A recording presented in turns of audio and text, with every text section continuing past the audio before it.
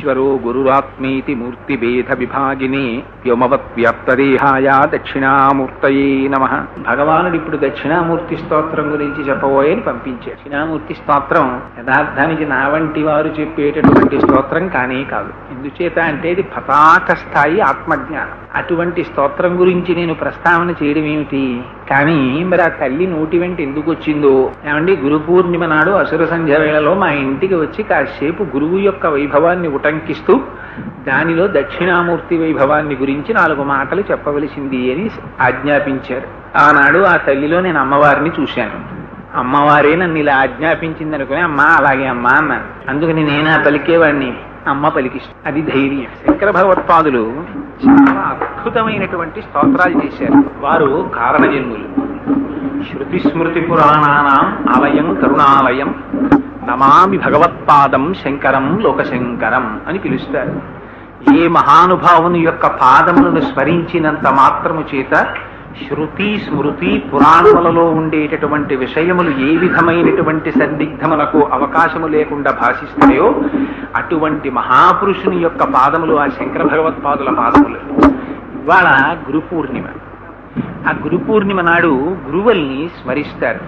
గురువుల యొక్క వైభవాన్ని ఒక్కసారి మనస్సులో తలుచుకుని ఆ గురువు యొక్క పాదములకు నమస్కరించేటటువంటి పరమ పవిత్రమైన రోజు. మనం జన్మతః కొందరికి కొన్ని రుణపడతాం. ఆ రుణాలు తీర్చుకునేటటువంటి అవకాశం ఉంటుంది. కానీ మానవ జీవితంలో తాను రుణం తీర్చుకోలేనటువంటి ఏకైక వ్యక్తి గురువు. గురువు యొక్క రుణాన్ని మీరు తీర్చుకోలేరు. ఎందుచేత అంటే ఈ శరీరంతో సంబంధం ఉన్నటువంటి ప్రతి వారు కూడా తీసుకువెళ్ళేటటువంటిది అజ్ఞానంలోకి మాత్రమే తీసుకెడతారు, సంసారంలోకి మాత్రమే తీసుకెడతారు తప్ప శరీరముతో సంబంధమున్న వాళ్ళు ఎవ్వరూ కూడా శరీరము కన్నా అతీతమైనటువంటి స్థాయికి తీసుకెళ్లే వాళ్ళు ఉండరు. కానీ ఒక్క గురువు మాత్రం మహాపురుషుడై జ్ఞానాన్ని కల్పిస్తాడు. ఆయనకి ఏమవసరం? జ్ఞానం కల్పించవలసిన అవసరం అది ఏమంత తేలిక కాదు. జ్ఞానం అంటే మనకి గురువులంటే సాధారణంగా మనం అనుకుంటాం ఏదో 1వ క్లాసులోనో 2వ క్లాసులోనో పాఠం చెప్పినటువంటి గురువుని కాదు. గురువులే శాస్త్రం గురువుల్ని అనేక గురువుల్ని చెప్పింది. మీరు దత్తాత్రేయులు వారి గురుగీత చదివితే అందులో సూచక గురువు, వాచక గురువు, బోధక గురువు, దేశిక గురువు, పరమ గురువు, నిషిద్ధ గురువు, ఇలా బోల్డంత మంది గురువులు ఉన్నారు. సూచక గురువు అంటే చిన్నతనంలో పాఠాలు చెప్పినవాడు సూచక గురువు, ఆశ్రమ నియమాలు చెప్పినవాడు వాచక గురువు, మంత్రోపదేశం చేసినవాడు బోధక గురువు, వైరాగ్యం నేర్పినవాడు దేశిక గురువు. అందరికన్నా గొప్ప గురువు ఎవరు? అప్పటికప్పుడు సద్యోజాతం ప్రపద్యామి సద్యోజాతాయ వై నమో నమః అన్నట్టుగా ఎవరి ముఖాన్ని చూడగానే అజ్ఞానం పోతుందో, వచ్చినటువంటి సమస్యలు తమంత తాముగా పరిష్కరింపబడతాయో, ఎవరు నోరు విప్పినంత మాత్రం చేత ఇంకా ఆధ్యాత్మ విద్యలో అనుమానం లేకుండా ఆవిష్కరించగలుగుతాడో అటువంటి వాడు పరమ గురువు. నిషిద్ధ గురువు అని ఆయన ఉపాసన చెయ్యకూడనటువంటి తంత్ర విద్యల్ని నేర్పుతాడు. ఆయన కూడా గురువే, కానీ నిషిద్ధ గురువు. ఇంతమంది గురువులు ఉన్నారు. కానీ ఆ గురువు యొక్క రుణం మాత్రం మనం తీర్చుకోలేం. ఎందుచేత ఆయన ఎంతో గహనమైనటువంటి విషయాలన్నింటినీ తాను అభ్యసిస్తాడు. వేదం నేర్చుకోవడం అంటే అంత తేలిక కాదు. పురాణ ఇతిహాసములను తెలుసుకోవడం అంటే అంత తేలిక కాదు. మీరు ఒక్కొక్క కథ చదివారనుకోండి, పురాణం తీసి ఒక విషయం చదివితే ఒక వేదంలో కొన్ని మంత్రాలు చూస్తే చాలా ఆశ్చర్యకరంగా ఉంటాయి. ఏమిట్రా ఈ కథలు అనిపిస్తాయి. ఈ కథలన్నీ చదివితే మనకి ఏమిటి పరమార్థం అనిపిస్తుంది. కానీ ఆ కథల వెనకాతల చాలా గహనమైనటువంటి విషయాలుంటాయి. అవన్నీ మనకి చెప్పడం కోసమని మహాపురుషులైనటువంటి వారు తామభ్యసించి అవి నేర్చుకుంటే వచ్చేసేవి కావు. అవి తెలుసుకోవడానికి ఒక గొప్ప అర్హత ఉండాలి. తాను ముందు గాయత్రీ మంత్రాన్ని శ్రద్ధాభక్తులతో చెయ్యాలి. అందుకే ఆచార్యో వేద సంపన్న విష్ణుభక్తో విమత్సర మంత్రజ్ఞో మంత్రభక్తశ్చ సదా మంత్రాశ్రయశుచి గురుభక్తి సమాయుక్త పురాణజ్ఞో విశేషత ఏవం లక్షణ సంపన్న గురురుద్యభిధీయతే ధియోయో న ప్రచోదయాత్ అని ఆ అమ్మవారి యొక్క అనుగ్రహాన్ని అపేక్షిస్తే, అమ్మవారు బుద్ధిని ప్రకాశింపచేస్తే, ఆ శృతి స్మృతి పురాణములలో ఉండేటటువంటి విషయములు ఏ విధమైన సందిగ్ధము లేకుండా భాషిస్తే, వాటిని తాను తెలుసుకుంటే అప్పుడు మళ్ళీ ఇంత కష్టపడి నేను నేర్చుకున్నాను, దీన్ని నీకు ఇంత సులువుగా చెప్పేయడమా అనేటటువంటి అరమరిక లేకుండా, దాని మీద ప్రతిఫలాపేక్ష లేకుండా, మేఘము ఏ విధంగా అయితే ఉప్పు నీటి కయ్య అయిన సముద్రము లోపలికి దిగి ఉప్పు నీటిని తాను తాగి తీయటి నీటిగా మార్చి ఆధారము లేని ఆకాశ భాగమునందు ప్రయాణించి వచ్చి ఒకరు అడిగారా అడగలేదా అని చూడకుండా వర్షించడమే తనకి ప్రయోజనం అనుకుని తేలికబడిపోయి అమ్మయ్య వీళ్ళ దాహార్తి నేను తీర్చేశాననుకుని సంతోషంగా తేలిపోయి వెళ్ళిపోతుంది. అలా గురువేం చేస్తాడు, తన జీవితాంతం గాయత్రీ మంత్రం చేస్తూ తాను శృతి స్మృతి పురాణములను తెలుసుకుంటూ అందులో ఉన్నటువంటి అనేకమైన విషయముల వెనకాతల నిక్షేపింపబడినటువంటి గూఢార్థములను తానిరింగి వాటిని అయ్యో ఇక్కడికి వెడితే క్లేశం కదా, అక్కడికి వెడితే కష్టం కదా, నా శరీరానికి అసౌకర్యం ఏర్పడుతుంది అని చూసుకోకుండా త్యాగి అయి నా కర్మణాన ప్రజయా ధనేన త్యాగే నైకే అమృతత్వ మనసు, దీనివల్ల ప్రయోజనం ఉందా అని ఆలోచించకుండా నిండిపోయినటువంటి బింది అంచులు ఇంకా నీరు పట్టలేక జారి కింద పడిపోయినట్టు తాను భగవంతుని యొక్క గుణములను అనుభవించడము చేత కలిగినటువంటి ఆనందము లోపల నిండి నిబిడీకృతమైతే దాన్ని పట్టుకోలేక వాక్కులుగా మారి గురువు యొక్క నోటి వెంట గంగా ప్రవాహంలా వెళ్ళిపోతుంటే ఆ మందాకినిలో తడిసి సంతృప్తులైనటువంటి వారు శిష్యులు. ఆ గురువేమో ఆశిస్తాడు, ఆయన ఏమీ ఆశించడు, మీరు ఆయనకి ఇవ్వలేరు. అందుకని గురుగీతలో ఒక మాట చెప్తారు, గుకారస్యంధకారస్తు రుకారస్త నిరోధకృత్ అంధకార వినాశిత్వాత్ గురురుత్యభిధీయతే. అజ్ఞానం మనకి జీవితంలో మొట్టమొదటి నుంచే వచ్చేస్తుంది. పిలిచి పేరంటానికి పీట వెయ్యనక్కర్లేకుండా వచ్చేది ఏమిటంటే అజ్ఞానం. అది ఎవ్వరూ అడగక్కర్లేదు, ప్రతివాడికి పుట్టుకతోనే ఒక విషయం తెలిసిపోతుంది. చంటి పిల్లాడి దగ్గరికి వెళ్ళి ఒరే మీ అమ్మని తీసుకెళ్ళిపోతున్నాను రా అన్నాడు అనుకోండి మేనమామ, నాది అమ్మ అంటాడు. వాడికి అప్పుడే మొదలు నేను నాదితో మొదలవుతుంది. ఒరే ఆ బిస్కెట్ ఇవ్వరా అంటే ఇవ్వనంటాడు, దాచేస్తాడు. మనం అది చూసి గడసరితనం రా వీడు వృద్ధిలోకి వస్తాడని సంతోషిస్తాం. ఈ నేను నాది జీవితాంతం పట్టుకుని పీడించేస్తూనే ఉంటాయి. అంత తేలికగా ఇది నాది కాదండి, ప్రపంచం అంతా బ్రహ్మమయం జగత్, ఇందులో నాది కానిదే ఉంది, సమస్తం నిండి నిబిడీకృతమయ్యాను, నేను ఆత్మస్వరూపిణి అని ఎంతమంది అనగలరు? ఎవరిని చూసినా ఎన్ని కోట్ల మంది పుట్టినా అందరం శరీరంతో తాదాత్మ్యం చెందిన వాళ్ళని. అందరం తల్లి తండ్రి అక్క చెల్లి అన్న తమ్ముడు. శంకరాచార్యులు వారికి ఎంత అసహ్యం వేసిందంటే భజగోవింద స్తోత్రంలో ఆయన మాట అన్నారు, నలినీజలగత జలమతి తరళం తత్వజ్జీవితమతిశయ చపలం విద్ధిర్వ్యాధ్యభిమానగ్రస్తం లోకం శోకచ హంత సమస్తం అన్నారు. తామరాకు మీద నీటి బుట్టు ఎంతకాలం ఉంటుంది? ఎవరికి తెలుసు ఎప్పుడు జారిపడిపోతుందో తెలియదు. నిత్యమా జీవితము నీటిపై బుగ్గ, నీటి మీద పెట్టిన బుగ్గ ఆ బుడగ ఎంతకాలం ఉంటుంది ఎవరికి తెలుసు, ఎప్పుడైనా పేలిపోతుంది. ఈ మాత్రం దానికి ఆ బుడక్కి ఎంత అల్లరో ఎన్ని రంగులో దాని మీద. అలా వీడు ఉండేదెంతకాలమో ఎవరికీ తెలియదు. ఇన్ని అనుబంధాలరా, ఎంత ఆశ్చర్యం అంటే ఇన్ని అనుబంధాలు తన శరీరంతో పెట్టుకుంటాడు. ఒకనాడ ఊపిరి వెళ్ళిపోతే తను ఎవరి గురించి ఇంతకాలం పరితపించాడో వాళ్ళందరూ వచ్చి చుట్టూ నిలబడ్డా వీడు పలకరించేది ఉండదు, వాళ్ళు పలికేది ఉండదు. తీసుకెళ్లి చెట్ట చివరికి గుప్పెడు బూడిదవుతాడో దోషుడు మన్నవుతాడో, ఆఖరికి ఆ మన్ను బూడిద కానటువంటి ఎముకలు వెంట్రుకలు ఇవి చెట్ల మొదళ్ళని వాటిని పట్టుకు తిరుగుతుంటాయి. ఈ మాత్రం దానికి ఎంత అల్లరో, ఎన్ని స్వరూపాలు మారిపోయాయో. మనిషి అయ్యాం, పందెయ్యాం, పిల్లయ్యాం, కుక్కయ్యాం.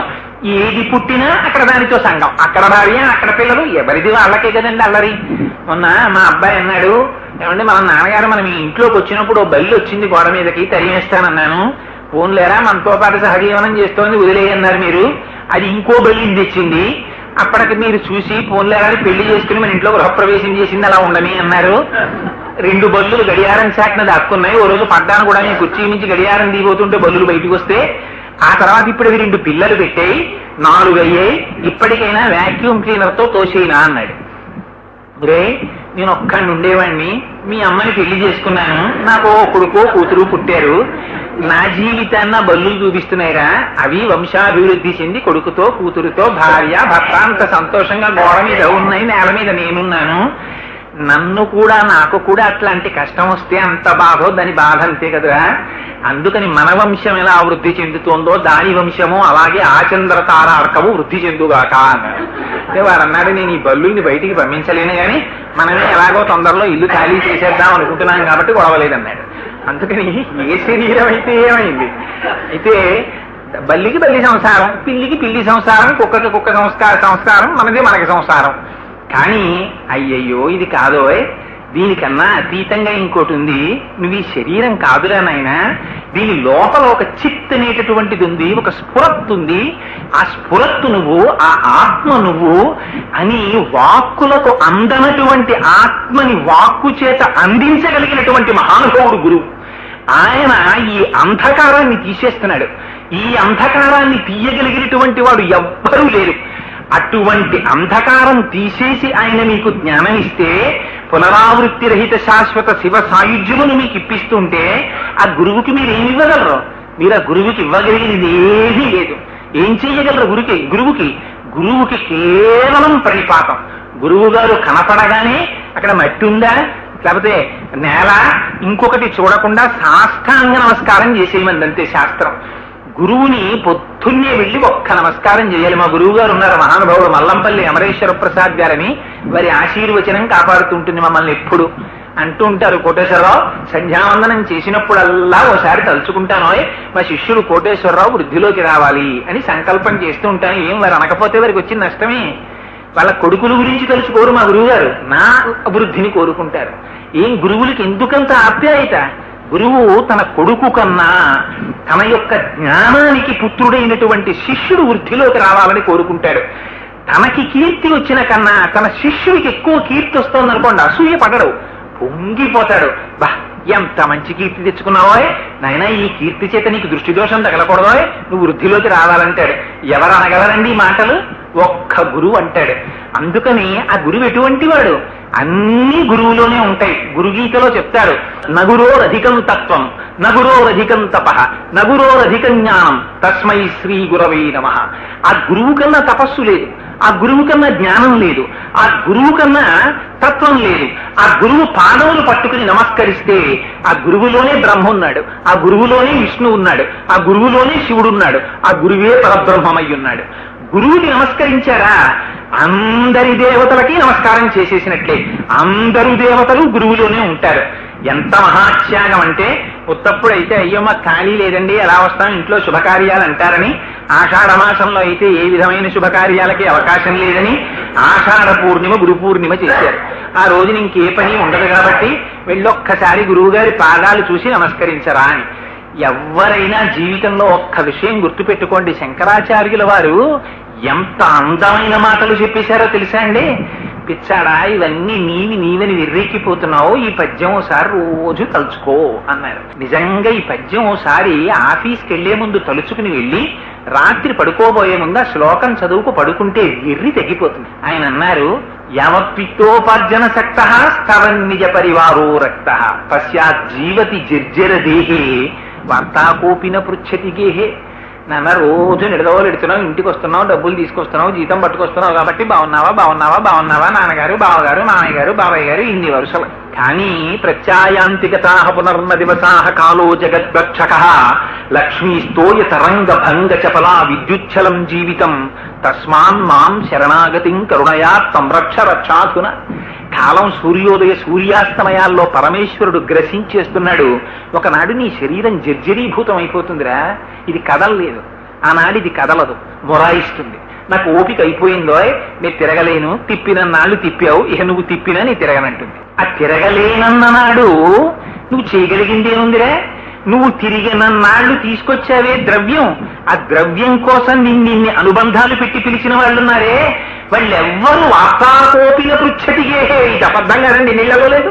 ఆయన పాపం ఎక్కడికి రాలేరండి అని ఒక గది ఒకటి కేటాయించేస్తారు. దానికి కారాగారానికి పెద్ద తేడా ఏమి ఉండదు. అందులో కూర్చోపెడతారు. వేళ పట్టున తీసుకెళ్లి ఇంత పదార్థం ఒకటి పెంపుడు కుక్కకి పెట్టినట్టు పెడతారు. ఆ పదార్థం తింటారు. ఆఖరణ బాగుండదు కాబట్టి ఎవరైనా శుభకార్యానికి పిలవడానికి వస్తే, మామగారు మీరు తప్పకుండా రావాలి మళ్ళీ పెళ్లికి అంటే, ఒకట్లేండి పాపం ఇది అనవసరంగా మిమ్మల్ని ఇలాంటప్పుడు తిప్పి కదిపి చేస్తే మీకు ఇబ్బంది, శుభకార్యానికి వచ్చి మీకేమైనా అయితే మళ్ళీ మంగళాశాసనం ఒకటి, పెళ్లికి ఇబ్బంది వస్తుంది, వద్దు వెళ్ళి విశ్రాంతి తీసుకోండి అంటాడు. వీడు తిరిగిన తిరుగుడంతా ఏమైంది, నిష్ప్రయోజనం అయి కూర్చుంది. అందుకని నువ్వు అప్పుడు కృతజ్ఞత ప్రకటించినా ప్రకటించకపోయినా ఇక్కడ ఉన్నాడు రా పరమేశ్వరుడు. వాడికి ఒక్కసారి నమస్కారం చేయడం నేర్చుకోరా ఓపిక ఉన్నప్పుడు. ఎవరు చెప్తారండి స్వాంతన వచనాలు? ఎవరు చెప్తారు? భగవానుడి వైపుకి మనసుని తిప్పగలిగినటువంటి మాటలు గురువు చెప్తాడు. అటువంటి గురువుకి తస్మై శ్రీ గురవై నమః. ఆ గురువు కోరుకునేదే ఉంటుంది. ఆ గురువు ఏం ఆశించాడు? అనేక జన్మ సంప్రాప్త కర్మబంధ విదాహినే జ్ఞానానల ప్రభావేన తస్మై శ్రీ గురవే నమః. ఆ గురువు అజ్ఞానాన్ని ధ్వంసం చేస్తాడు. మనం కూడబెట్టుకుంటాం, దీన్ని వెట్టి మూట అంటారు. ఇది ప్రతివాడికి ఒకటి తగిలించి ఉంటుంది, మనకి తెలియకుండానే ఉంటుంది. ఇప్పుడు పాన్ కార్డులు ఎలా ఉంటున్నాయో ప్రతివాడికి, అలాగే ప్రతివాడికి కూడా ఓ మూట ఒకటి తగిలించి పంపిస్తాడు పరమాత్మ. దీన్ని వెట్టి మూట అంటారు. ఈ వెట్టి మూట అంటే అంతా మొయ్యలేడని మనం ఏం చేస్తామంటే సాధారణంగా లెస్ లగేజ్ మోర్ కంఫర్ట్ అని ఎక్కువ పెట్లల్లో పెట్టుకుని ఎక్కుతాం కదా రైలు, ఒక్కొక్కటే మోసి ప్లాట్ఫామ్ మీదకి దింపుకుంటాడు. అలాగే మనం చేసినటువంటి కర్మ పర్వతముల కింద పడిపోయి ఉంటే ఈ జన్మలో అనుభవించడం కోసమని ఓ సంచిలో అవన్నీ నింపి పంపిస్తాడు. చేసినవన్నీ మంచి కర్మలే అయితే వచ్చేవన్నీ సుఖాలే వస్తాయి. కానీ అన్ని మంచి కర్మలు ఎందుకు చేసాం? దాంతో పాటు చెడు కర్మలు చేయలే, మరి దాని ఫలితాన్ని ఇంకోటి అనుభవిస్తాడా? మనమే అనుభవించాలి. అందుకని సుఖం వస్తుంది, దుఃఖం వస్తుంది, రెండింటినీ ఆ సంచి తగిలించి పంపిస్తాడు. విడిపనేమిటి? అందులోంచి వస్తూ ఉంటుంది. ఇదే రామాయణంలో అయోధ్యకాండలో చెప్తారు. అసంకల్పితమే విహాయదకస్మాత్ ప్రవర్తతే నివర్త్యారంభమారబ్ధం నమ దైవస్య కర్మతత్. ఇవన్నీ నా వల్ల అవుతున్నాయి, నేను అనుకుంటున్నాను, నేను చేసేస్తున్నాను అంటాడు. వెనకాల ఉండి నడిపించేవారు వీడొకడున్నాడు, వాడు నడిపిస్తుంటాడు. అందుకని ఈ వెట్టి మూటలోంచి తీసి ఒక్కొక్కటి అనుభవిస్తూ ఉంటాడు. పోనీ ఏమైనా ఖాళీ చేసుకుంటాడా? మళ్ళీ నే చేశానని కర్తృత్వంతో కర్మ చేసి మళ్ళీ ఆ వెట్టి మూట అంతా నింపుకుంటాడు. నింపుకుని శరీరం మారుతాడంతే. భాగవతం చదివితే ఎంత చక్కగా చెప్పేశారంటే ఈ శరీరాన్ని వదిలిపెట్టేసే ముందు ఒక చిన్న రిట్రీట్ ప్రాసెస్ అయిపోతుంది. గజేంద్ర మోక్షంలో చెప్తారు. ఒక్కసారి ఈ ఇంద్రియాల్లో ఉండేటటువంటి శక్తి అంతా వెనక్కి వెళ్లి మనస్సులోకి వెళ్ళిపోతుంది. ఆ మనస్సు ఆత్మలోకి వెళ్ళిపోతుంది. ఆ ఆత్మ వెళ్ళిపోయే ముందు, ఇంట్లోంచి వెళ్ళిపోయే ముందు పిల్లాన్ని చేత్తో పట్టుకుని అమ్మ బయటికి వెళ్ళినట్టు జీవుణ్ణి వెంట పెట్టుకుని ఆత్మ బయటికి వెళ్ళిపోతుంది. ఆ వెళ్ళిపోయేటప్పుడు కొన్ని కోట్ల రంధ్రాలు, 2 కళ్ళు ఉన్నాయి, 2 ముక్కులు ఉన్నాయి, 2 చెవులు ఉన్నాయి, ఓ నోరుంది, ఓ మలద్వారం ఉంది, ఓ మూత్రద్వారం ఉంది, కొన్ని లక్షల రోమకూపాలు ఉన్నాయి. వీటిల్లోంచి ఏదో ఒక ద్వారంలోంచి బయటికి వెళ్ళిపోతుంది. ఆ వెళ్ళిపోవడం ఎవ్వరికీ కనబడదు. వాడు వెళ్ళిపోగానే వీడు పోయాడు అంటారు. ఈ శరీరాన్ని తీసుకెళ్తారు, దగ్ధం చేసేస్తాడు. ఇది ఆ వెళ్ళిపోయే ముందే తను ఏ రకమైనటువంటి కర్మ కోసమని ఇంత తాపత్రయపడిందో అది చిట్ట చివర ఊపిరిగా పెట్టుకుని వేరొక శరీరాన్ని వెతుక్కుని ఒక ఆకు మించి వేరొక ఆకు మీదకి గొంగళీ పురుగు వెళ్ళిపోయేటప్పుడు వెనక కాళ్ళని విడిచిపెట్టి ముందు కాళ్లతో పట్టుకున్నట్టు ఒక ఉపాధిని విడిచిపెట్టి ఇంకొక ఉపాధిలోకి వెళ్ళిపోతుంటాడు. ఇప్పటి వరకు ఈ ఉపాధి, ఆ జీవుడే ఇంకొక ఉపాధిలో ఉంటాడు. ఆయనే ఎప్పటి నుంచో కోరిక, కొడుకు పెద్ద ఆఫీసర్ అయి కారు కొనుక్కుంటే ఆ కారులో వెనక సీట్లో తాను కూర్చుని కిటికీ అద్దం దింపేసి ఆ కిటికీలోంచి వెళ్ళిపోతుంటే, ఆ కిటికీలోంచి చూస్తుంటే అప్పటి వరకు తన సామాన్యుడిగా చూసిన వాళ్ళు అమ్మో కలెక్టర్ గారు తండ్రి అండి కోటేశ్వరారు అని చెప్పి చూడాలని కలలు కంటాడు. కానీ ఏమవుతాయి? ఆయుర్దాయం పరమేశ్వరుడి చేతిలో ఉంటుంది. ఈలోగా వాడికి ఏమైనా అయిందనుకోండి, ఆ కోరిక ఉండిపోయిందనుకోండి, జీవి మారుతాడు, కుక్క శరీరంలోకి వస్తాడు, ఆ ఇంట్లోనే ఉంటాడు. ఆ కొడుకు మీద తాపత్రయం, అందుకని కొడుకు ఇంటికి రాగానే వెళ్ళి ఆయన కాళ్ళ చుట్టూ తిరిగేస్తుంటాడు. వీడు చీచీ చీచీ అని పక్కకి తోసేస్తుంటాడు. అయినా ఎక్కడికి పోతుంది సంస్కారం? ఆ గత జన్మలో ఉన్నటువంటి ప్రేమ. కాసేపు కొడుకుతో తిరగాలని కోరిక, ఆయన గొలుసు పట్టుకుని కాసేపు అటు ఇటు తిప్పి తీసుకొచ్చి ఇంట్లో కట్టేస్తాడు. వాడు వెళ్ళిపోతుంటే ఏడుస్తుంటాడు, వాడు వస్తే సంతోషపడిపోతూ ఉంటాడు. ఆఖరికి కారు ఎక్కించుకుంటాడు, వెనక సీట్లో కూర్చుని నాలిక బయటికి జాపి హాహాహా అంటూ ఆ కారులో వెళ్ళిపోతుంటాడు. జీవుడు మారాడంటే ఉపాధి మారాడు, లోపల ఉన్నవాడు ఒకటే, ప్యాకింగ్ మెటీరియల్ మారిపోతుంటుంది. అందుకని నానా నువ్వు అనుకుంటున్నటువంటి ఇది నువ్వు కాదురా, ఇది నువ్వు అనుకుంటే ఇలాంటివి ఉండిపోతాయని సంతోషపడ్డ వాళ్ళు చాలా మంది ఉన్నారా. కొంచెం పెద్ద పెద్ద పదవుల్లో ఉన్న వాళ్ళు గంధపు చెక్కల్లో కాలిపోయారు, మామూలు వాళ్ళందరూ చింతకర్రల్లో కాలిపోయారు. తప్పించి ఉండిపోయిన వాడు ఎవడూ లేడు. ఇది ఉండమన్నా ఉండదు నాన్న, లోపల ఉన్న ఆత్మ నువ్వు అని గురువు చెప్తాడు. చెబితే వీడికి వైరాగ్యం కలుగుతుంది. కలిగితే ఆ వైరాగ్యం చేత చెయ్యవలసిన మంచి పనులు చేస్తాడు. ఆ మంచి పనులు చేస్తే తను మనుష్య ఉపాధిలోకి వచ్చాడు కాబట్టి మెట్టెక్కుతాడు. ఇది ఒక్క మనుష్యుడే చెయ్యగలడు, ఇతర జీవులకి కుదరదు. మీరు ఒక కుక్కని తీసుకొచ్చి దక్షిణామూర్తి స్తోత్రం చెప్తానన్నారనుకోండి, ఆయన్ని పిలవకండి, మనకి చెప్పేవాడు కాదు ఆయన అంటాడు. అందుకని మనుష్యుడైతేనే వచ్చి కూర్చుని వినగలడు. ఒక దేవాలయంలోకి వెళ్ళాలంటే మనిషి అయితేనే వెళ్ళగలడు. ఒక దీపం వెలిగించాలంటే మనిషి అయితేనే వెళ్ళగలడు. ఇప్పుడు తెలియదు ఆ బాధ. నిజంగా చెప్తున్నాను, ఒక దేవాలయం పక్కన టేకు చెట్టు అయి పుట్టారనుకోండి, ఆ టేకు చెట్టు నిటారుగా పెరుగుతోంది అనుకోండి, కార్తీక పౌర్ణమి నాడు అందరూ వచ్చి దీపాలు పెడుతున్నారనుకోండి, లోపల అందులో కూడా వృద్ధి క్షయం ఉన్నాయి కదా, పెరుగుతోంది కదా, లోపల జీవుడు ఉన్నాడు కదా. ఆ టేకు చెట్టు అక్కడి నుంచి చూసి, ఇంతకు ముందు నేను మనుష్యుణ్ణే, ఈ శివాలయం వెనక వీధిలోనే ఉండేవాణ్ణి, ఒక్కనాడు గుళ్ళోకి వెళ్ళలేదురా, ఇలా నేను కూడా ఒక్క దీపం పెట్టుంటే ఎంత అదృష్టాన్ని పొందుండేవాణ్ణో, ఆ గుళ్ళోకి వెళ్ళుండేవాణ్ణి, ఇవాళ ఇంతమంది ఎన్ని తరాలు చూశానో, ఇదిగో ఇలా పెరుగుతున్నాను. ఆఖరికి దీన్ని తరుక్కుపోయి తలుపులు గోడలు చెక్కలు చేసుకునేవాడు వస్తాడు, ఎందుకురా ఈ బతుకుని ఏడుస్తుంది. అందుచేత శంకర భగవత్పాదులు దేని కొరకు తలకొట్టుకుని బాధపడ్డారు? మనుష్యత్వము, ముముక్షత్వము, మహాపురుష సమాశ్రయణము. అందుకని నాయన మనుష్య జన్మ వచ్చిందిరా, జాగ్రత్త అంటాడు గురువు. అందుకని ఆ గురువు యొక్క రుణం తీర్చుకునేది కాదు. అందుకని గురు పూర్ణిమ అని సెలబ్రేట్ చేసుకుని ప్రత్యేకం ఆషాఢమాసం పౌర్ణమి నాడు చెయ్యడం వెనకాతల ఒక రహస్యం కూడా ఉంది. గురువు యొక్క అవసరం ఎప్పుడో తెలుసా అండి? బాగా చీకటి పడాలి, బాగా మొక్కలు గిక్కలు లతలు అలాంటివన్నీ పెరిగిపోవాలి, దారి డొంకైపోవాలి, మార్గం తెలియనటువంటి పరిస్థితి అయిపోవాలి. అప్పుడు కదా మీకు భయం వేసి ఎవరన్నా తోడొస్తే బాగుండని అడుగుతారు. బాగా వెలుతురుండి చక్క హైవే కనపడుతుంటే ఎవరొస్తే ఏలేసుకుంటే పాట పాడుకుంటూ వెళ్ళిపోతారు. ఆషాఢమాసం వస్తే అదిగో అటువంటివన్నీ ప్రారంభం అవుతాయి. ఆషాఢమాసంలో ఆకాశం అంతా మేఘావృతం అయిపోతుంది, చీకటి పడిపోతుంది.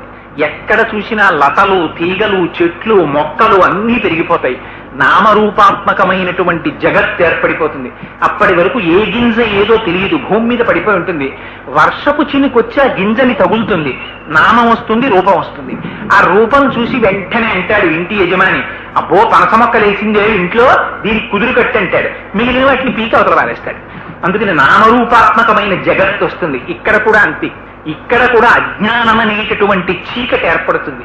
ఈ అజ్ఞానం అనేటటువంటి చీకటిలో ఆశ మోహము అనేటటువంటి లతలు పెరిగిపోయినప్పుడు గురువు అనేటటువంటి వాడు బయలుదేరి, రమణ మహర్షి అంటారు, గురువుది సింహనాదం. గురువు ఒక్కసారి నోరు విప్పి మాట్లాడాడు అనుకోండి, వెంటనే అప్పటి వరకు ఉన్నటువంటి అజ్ఞానం వెనక్కి తిరిగి పారిపోతుంది. సింహం ఒక్కసారి అరణ్యంలో లేచి గర్జించింది అనుకోండి, మిగిలిన జంతువులన్నీ పారిపోతాయి సింహగర్జన వినేసరికి. గురువు ఒక్కసారి పీఠం మీద కూర్చుని ఆత్మబోధ చేశాడనుకోండి, అప్పటి వరకు ఉన్న అజ్ఞానం పటాపంచలైపోతుంది. భిజ్యతే హృదయ గ్రంథి, ఛింద్యంతే సర్వసంశయా, క్షీయంతే చాస్యకర్మాణి, తస్మిన్ దృష్టే పరావరే. ఆ గురువుకి ఇది ఉండాలని కోరిక ఏమీ ఉండదు. తాను శరీరము కాదు, తను కేవలం ఆత్మ. ఆ గోడ మీద చూడండి రమణుల్ని, వారికి ఏమిటి, వారికి ఏం అక్కర్లేదు. ఆ గోచి కూడా ఆయన ఎందుకు పెట్టుకున్నారు? బాగున్నది మహాప్రభో పెట్టుకోండి శిష్యులు అంటే పెట్టుకున్నారు, లేకపోతే ఆయనకి ఆ గోచి కూడా అక్కర్లేదు. అసలు శరీరమే నేను కాదు, ఇంకా ఆ భావనతో ఉన్నవాడిని మీరు కొడతారా, తిడతారా, కోస్తారా, ఏం చేస్తారు? ఏం చేసినా ఆయనకి బెంగలేదు. ఆయనకి సర్కోమా వచ్చింది, ఆయనకి ఏం బెంగలేదు. పుండు, ఈ శరీరమేవో పుండు, దీనికో పుండు పుట్టింది, మళ్ళీ దాని గురించి నాకు బెంగ ఏమిటన్నారు. ఇదిగో ఆ స్థితికి గురువు పెడతాడు. అందుకే గురువు యొక్క దర్శనం చేస్తే చాలు, గురువు యొక్క నడువడి చూస్తే చాలు, వెంటనే అబ్బాయి మహానుభావుడురా అని ఆయన తేజస్సు చేత, ఆయన నడువడి చేత అలా ప్రవర్తించాలనిపిస్తుంది. శ్రీభాష్యం అప్పలాచార్య స్వామి వారిని కాకినాడలోనే ఉండేవారు మహానుభావుడు. రామాయణం ఇలా చంకలో పెట్టుకుని ఓ కండువా కప్పుకుని యలమంచలి సింహాద్రి ఎక్స్ప్రెస్ దిగేవారు. నేను ఆంధ్ర బ్యాంక్ లో పనిచేసేవాడిని. అప్పుడు ఇద్దరం కలిసి నడిచి బయటకు వచ్చేవాళ్ళం. ఓ రిక్షా కూడా వచ్చేది కాదు. స్వామి ఏమిటండి రామాయణం చెప్పడానికి ఎడుతున్నారా అంటే అవుననేవారు. మరి స్వామి ఎవరు ఏం రిక్షా కూడా పంపించరా అంటే ఎందుకో 4 అడుగులు నడిచి వెళ్ళిపోను అనేవారు. స్వామి ఏమండి మరి నడిచి వెళ్ళడం ఏమిటి స్వామి, కనీసం చెప్పుకునేవాళ్ళు రిక్షా పంపించరా? ఎంత ఉపకారం చేశారో. నన్ను రామాయణం చెప్పమన్నారు. వాళ్ళ ఇంటికి వెళ్ళి రామాయణం చెప్పి నేను ఎంత ఉద్ధరింపబడుతున్నాను కోటేశ్వరరావు. వారికి నేనా నమస్కరించవలసింది, వారు నాకా నమస్కరించవలసింది, పైగా రిక్షాయా నాకు. ఎంత విధేయతండి, ఎంత వినయం అండి. ఆ వినయం గల వారు నా స్థితికి తీసుకెళ్ళింది, మహామహోపాధ్యాయ బిరుదాంకితుల్ని చేసింది. ఇవాళ శ్రీభాష్యం అప్పలాచార్య స్వామి వారి పేరు చెప్తే కంట నీరు పెట్టని వారు లేరు. ఆయన శరీరం విడిచిపెట్టారంటే అది గురువు యొక్క స్థితి. ఒక కుటుంబంలో ఒకడు పోతే ఆ కుటుంబం బాధపడుతుంది. గురువు కాని వెళ్ళిపోయాడా సమస్త లోకం తల్లడిల్లిపోతుంది. మళ్ళీ ఆ గురువు ఎక్కడి నుంచి వస్తాడని ఇప్పుడే అక్కడ సభలో చెప్పొచ్చాను. గురువు వల్ల ఉండేటటువంటి ఉపకారం ఏమిటని అడిగారు రమణ మహర్షిని శిష్యులు. అంటే రమణులు అన్నారు, గురువు శరీరంలో ఉండడమే ఉపకారం అన్నారు. గురువుకి శరీరం అక్కర్లేదు, గురువుకి శరీరం గురించి తాపత్రయం లేదు. అది ఎప్పుడు పడిపోతే అప్పుడు పడిపోతుంది. దాని గురించి ఆయనకేం బెంగ లేదు. కానీ బెంగంతా ఎవరికి? శిష్యుడికి. గురువు గారి శరీరంలో ఉంటే అనుమానం రాగానే నోరు విప్పి చెప్పేస్తారు, ఉపదేశం చేస్తారు. కానీ ఆ గురువే శరీరంలో లేకపోతే మీరు సేవించుకోవడానికి మూర్తి లేరు. అందుకని గురువు శరీరంతో ఉండడం గురువుకి కాదు ప్రయోజనం, గురువు శరీరంతో ఉండడం శిష్యులకి ప్రయోజనం. అందుకని గురువు ఉండగా శిష్యులు సేవించుకుని ధన్యులు కావాలి. మళ్ళీ అటువంటి మూర్తి వస్తారో రారో. అందుకే ఎందరో రావచ్చు, ఎందరో వెళ్ళిపోవచ్చు, గురుస్వరూపం మాత్రం రాదు. అదిగో అటువంటి స్వరూపాలలో అత్యద్భుతమైనటువంటి స్వరూపం దక్షిణామూర్తి స్వరూపం. ఆ దక్షిణామూర్తి స్వరూపాన్ని శంకర భగవత్పాదాచార్యులు స్తోత్రం చేశారు. శంకరులు సాధారణంగా ఏ ఒక్క విషయాన్ని కూడా అనేక మార్లు చదివినట్టుగా ఎక్కడా వ్రాయలేదు. వారు ఏకసంతాగ్రాహి. ఒక్కసారి ఇలా చూస్తే వారికి తెలిసిపోతుంది వారు ఎంత శక్తివంతులంటే. వారి దగ్గర పద్మపాదాచార్యులని శిష్యులు ఉండేవారు. ఒకసారి పద్మపాదాచార్యుల వారు తీర్థయాత్ర పెడతానని అడిగారు. అడిగితే శంకరులు అన్నారు, గురువు దగ్గర ఉంటే అన్ని తీర్థయాత్రలలోనూ ఉన్నట్టే, అందుకని నా మాట విను, నువ్వు తీర్థయాత్రకి వెళ్ళకన్నారు. అంటే పద్మపాదాచార్యుల వారు అన్నారు, లేదండి నాకు యాత్ర చెయ్యాలని కోరిక పుట్టింది, అందుకని వెళ్ళాలనుకుంటున్నానన్నారు. అంతకు మించి గురువులు నిగ్రహించారు. అందుకని ఆయన అన్నారు, సరే నాయనా నీకంత బలీయమైన కోరిక పుడితే వెళ్ళిరా అన్నారు. పద్మపాదాచార్యుల వారు వార్తికం రాశారు శంకరుల యొక్క సూత్రాలకి. ఆ వార్తికాలు పట్టుకుని దక్షిణ భారతదేశానికి రామేశ్వరం వెడుతూ మధ్యలో వాళ్ళ మేనమామ గారింటికి వెళ్ళారు. ఆయన అద్వైత సిద్ధాంతానికి వ్యతిరేకం.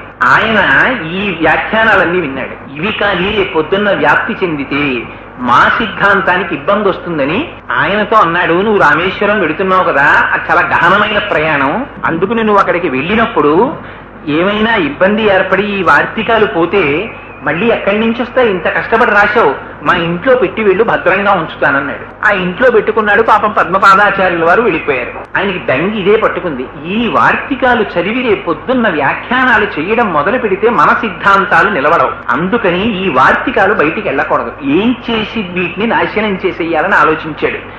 అదొక్కటి పోయాయంటే నమ్మడు పద్మపాదాచార్యుల వారు. అందుకని వాటిని ఇంట్లో పెట్టి తన ఇల్లు కాల్చేసుకున్నాడు. కాల్చేసుకుని పద్మపాదాచార్యుల వారు తిరిగి వచ్చిన తరువాత కౌగిలించుకుని, అయ్యో మేనల్లుడా ఎంత పొరపాటు జరిగిందిరా, ఇల్లు కాలిపోయింది, అందులో వార్తికాలు కాలిపోయింది అంటే పద్మపాదులు అన్నారు, దానికి ఎందుకంత బెంగ పెట్టుకున్నావు? బెంగ పెట్టుకోకు, నేను ఇక్కడే కూర్చుని వార్తికాలు మళ్ళీ రాసేస్తానన్నాడు. అని మళ్ళీ శంకరులు చెప్పిన సూత్రాలు ఒక్కొక్కటి గుర్తు తెచ్చుకోవడం, మళ్ళీ వ్యాఖ్యానం రాసేస్తున్నాడు. మేనమామ గారు అడిగిపోయాడు, ఇప్పుడు మళ్ళీ రాసేస్తున్నాడు రాని. ఆ భిక్ష పెట్టేటప్పుడు అందులో బుద్ధికి మాంజ్యం వచ్చేటటువంటి పదార్థాన్ని కలిపి పెట్టేశారు. ఆ పెట్టేయడంలో అసలు ఏమి జ్ఞాపకానికి వచ్చేవు కావు ఆయనకి. అప్పుడు జ్ఞాపకానికి వచ్చింది, గురువులు నువ్వు ఎక్కడికి వెళ్ళకన్నారు, నేను స్వతంత్రించి బయలుదేరాను. ఎక్కడున్నారు శంకరులని అడిగాడు. అడిగితే అప్పటికి శంకరులు కేరళ రాష్ట్రం దాటి కర్ణాటకలో ప్రవేశిస్తున్నారు, అక్కడ ఉన్నారన్నారు.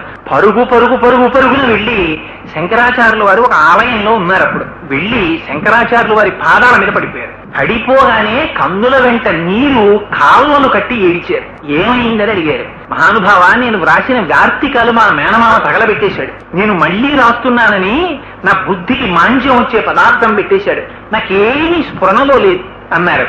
శంకరులు అన్నారు, దీనికంత బెంగ పెట్టుకుంటావు, ఆనాడు నువ్వు దీనికి ఒక్కసారి ముందు మాట వ్రాదురు కానీ చూడండి అని నాకు ఇచ్చావు కదా, ఆ వార్తిక ఇలా తిప్పాను, ఇప్పుడు నేను చెప్తాను రాసుకో అని మళ్ళీ చెప్పేశారు. ఉన్నది ఉన్నట్టు విశ్వనాథ సత్యనారాయణ గారు చెప్పేవారిలాగా. విశ్వనాథ సత్యనారాయణ గారు పడక కుర్చీలో కూర్చుని, విశ్వనాథ పావని శాస్త్రి గారని వాళ్ళ అబ్బాయి, విశ్వనాథ సత్యనారాయణ గారు అంటే హడల్ కొడుకులకి, కింద కూర్చుని ఆయన చెప్తుంటే రామాయణ కల్పవృక్షం రాస్తున్నారు. రాస్తుంటే ఖచ్చితంగా 32వ పేజీ నుంచి 72వ పేజీ వరకు ఎక్కడ పారేశారు ఆ పిల్లలు. పారేసిన తర్వాత విశ్వనాథ సత్యనారాయణ గారు అంటే భయపడిపోయి ఆఖరికి చెప్పారు, ప్రింట్కి ఇచ్చే ముందు 40 పేజీలు ఎక్కడో మిస్ అయిపోయాయి అన్నారు. ఎందుకు దాని గురించి బెంగ పెట్టుకుంటావు, మళ్ళీ రా అని కుర్చీలో పడుకుని మళ్ళీ చెప్పారు. చెప్తే దాన్ని మళ్ళీ రాశారు. రాసిన తర్వాత 40 పేజీలు మళ్ళీ దొరికాయి. అక్కడ దొరికితే ఒరే దొరికాయరా అని చెప్పి ఇందులోవి చూశారు. ఒక అక్షరం మారలేదు. మళ్ళీ చెప్పేశారు. అది అప్పలాచార్య స్వామివారింటికి విశ్వనాథ సత్యనారాయణ గారు వచ్చారండి. పొద్దుట్ నుంచి మధ్యాహ్నం వరకు గాయత్రి మంత్రం చేసేవారు. విశ్వనాథ సత్యనారాయణ గారింటికి సాయంకాలం పూట్లు ఎవరైనా వెళ్లి గేటు తీస్తుంటే వాడికి మెళ్ళలో యజ్ఞోపవీతం ఉన్నవాడైతే ఏమిరా సాయంకాలం వేళ ఇలా తిరుగుతావు, సంధ్యావందనం చేశావా అని దెబ్బలాడేవారు.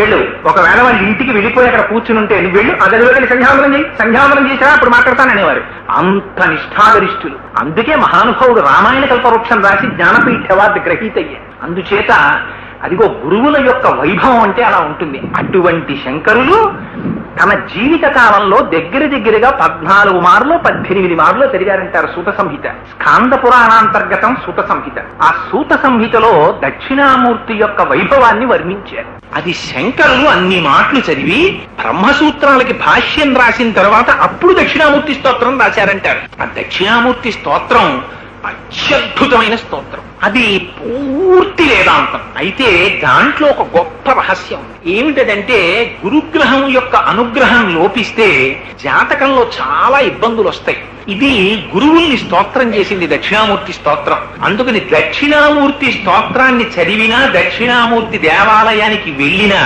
గురువుల యొక్క కటాక్షం కలుగుతుంది. తమిళనాడంతా దక్షిణామూర్తి దేవాలయాలు, సుబ్రహ్మణ్య దేవాలయాలు ఉంటాయి. సుబ్రహ్మణ్యుణ్ణి ఆరాధించి కుజగ్రహం తాలూకా ఇబ్బందుల నుంచి తప్పుకుంటారు. దక్షిణామూర్తి దేవాలయానికి వెళ్లి గురుగ్రహం యొక్క అనుగ్రహాన్ని సంపాదించుకుంటారు తమిళులు. అందుకే మనకి ప్రాంతీయ పార్టీ పాలించిన అన్ని ఇండస్ట్రీస్ అక్కడే ఉంటాయి. అంత ఐశ్వర్యం. ఈ మాటలు నా సొంతంగా చెప్పట్లేదు, నాకు పేరు చెప్పడం ఇష్టం లేదు. కానీ ఒక మహానుభావుడు తన వ్యాఖ్యానంలో ఉపాసనకి సంబంధించిన రహస్యాలు రాస్తూ అందులో ఈ మాట రాశారు. తమిళులు విశేషమైన అభివృద్ధి చెందిన వెనకాతల ఉన్న రహస్యం ఇది. అందుచేత దక్షిణామూర్తి స్తోత్రానికి ఉన్నటువంటి వైభవం అటువంటిది. ఆ దక్షిణామూర్తి అన్న పేరు కూడా చాలా చిత్రంగా ఉంటుంది. ఆ దక్షిణామూర్తి స్తోత్రం చేస్తూ దానికి ప్రార్థనా శ్లోకాలు చెప్పారు. అందులో శంకరులు అంటారు, మౌన వ్యాఖ్య ప్రకటిత పరబ్రహ్మతత్వం యువానం వర్షిష్టాంతే వసదృశిగణైరావృతం బ్రహ్మనిష్టై ఆచార్యేంద్రం కరకలిత చిన్ముద్రమానంద రూపం స్వాత్మారామం ఉదిత వదనం దక్షిణామూర్తి నీడే అన్నారు. మౌన వ్యాఖ్య ప్రకటిత పరబ్రహ్మతత్వం యువానం. ఆయన మౌన వ్యాఖ్య చేశారట. ఇది పరస్పర విరుద్ధమైనటువంటి మాట. వ్యాఖ్యానం చేస్తున్నారంటే ఏమండి కోటేశ్వరరావు గారు వచ్చి వ్యాఖ్యానం చెప్తారట అన్నారు అనుకోండి. నేను వచ్చి నిశ్శబ్దంగా కూర్చుని ఓ నమస్కారం చేసి లేచి వెళ్ళిపోయాను అనుకోండి. వీడు అసాధ్యం కోలా ఏమిటి అలా కూర్చుని లేచి వెళ్ళిపోయాడు ఏమిటారు వీడు, ఇదేం వ్యాఖ్య అంటే ఇది మౌన వ్యాఖ్య అన్నాను అనుకోండి. నేను ఎవరికి అర్థం అవుతుంది. కానీ అందులో చాలా రహస్యం పెట్టేశారు. మౌన వ్యాఖ్య ప్రకటిత పరబ్రహ్మతత్వం యువానం. దీన్ని ప్రకటించారట మౌన వ్యాఖ్య ద్వారా. నోటితో చెప్పడం మాని ముద్ర బట్టి చెప్పారు అని అర్థం. అంటే అన్ని నోటితో చెప్పక్కర్లేదు, ఒకటి ముద్ర పట్టారు, ముద్ర బట్టి చెప్పేశారు. ఆ చెప్పేటప్పుడు ఎవరున్నారు? చిత్రం బటతరోర్మూలే వృద్ధా శిష్యా గురుర్యువా గురోస్తు మౌనం వ్యాఖ్యానం శిష్యాస్తు చిన్న సంశయా. ఇది ఒక విచిత్రమైనటువంటి లక్షణం. చిత్రం వటతరోర్మూలే, ఒక బ్రహ్మాండమైనటువంటి వటవృక్షం కింద దక్షిణామూర్తి కూర్చున్నారు. దక్షిణామూర్తికి అభిముఖంగా కూర్చున్న వాళ్ళు ఎవరు? వయస్సులో అపారమైనటువంటి వృద్ధులైన సనక సనందలు వంటి ఆ సనత్కుమారుడు మొదలైనటువంటి వాళ్ళందరూ కూడా ఆయన చుట్టూ కూర్చున్నారు. చిత్రం వటతరోర్మూలే వృద్ధా శిష్యా గురుర్యువా. గురువు గారు అందరికన్నా యువకుడు గురువు గారు. గురువు గారు కూర్చుని దక్షిణామూర్తి స్తోత్రం చెప్తున్నారు. వింటున్న శిష్యులందరూ వృద్ధులు. గురోస్తు మౌనం వ్యాఖ్యానం. గురువు గారు మౌనంగా వ్యాఖ్యానం చేశారు, నోరు విప్పి చెప్పలేదు. శిష్యాస్తు చిన్న సంశయా.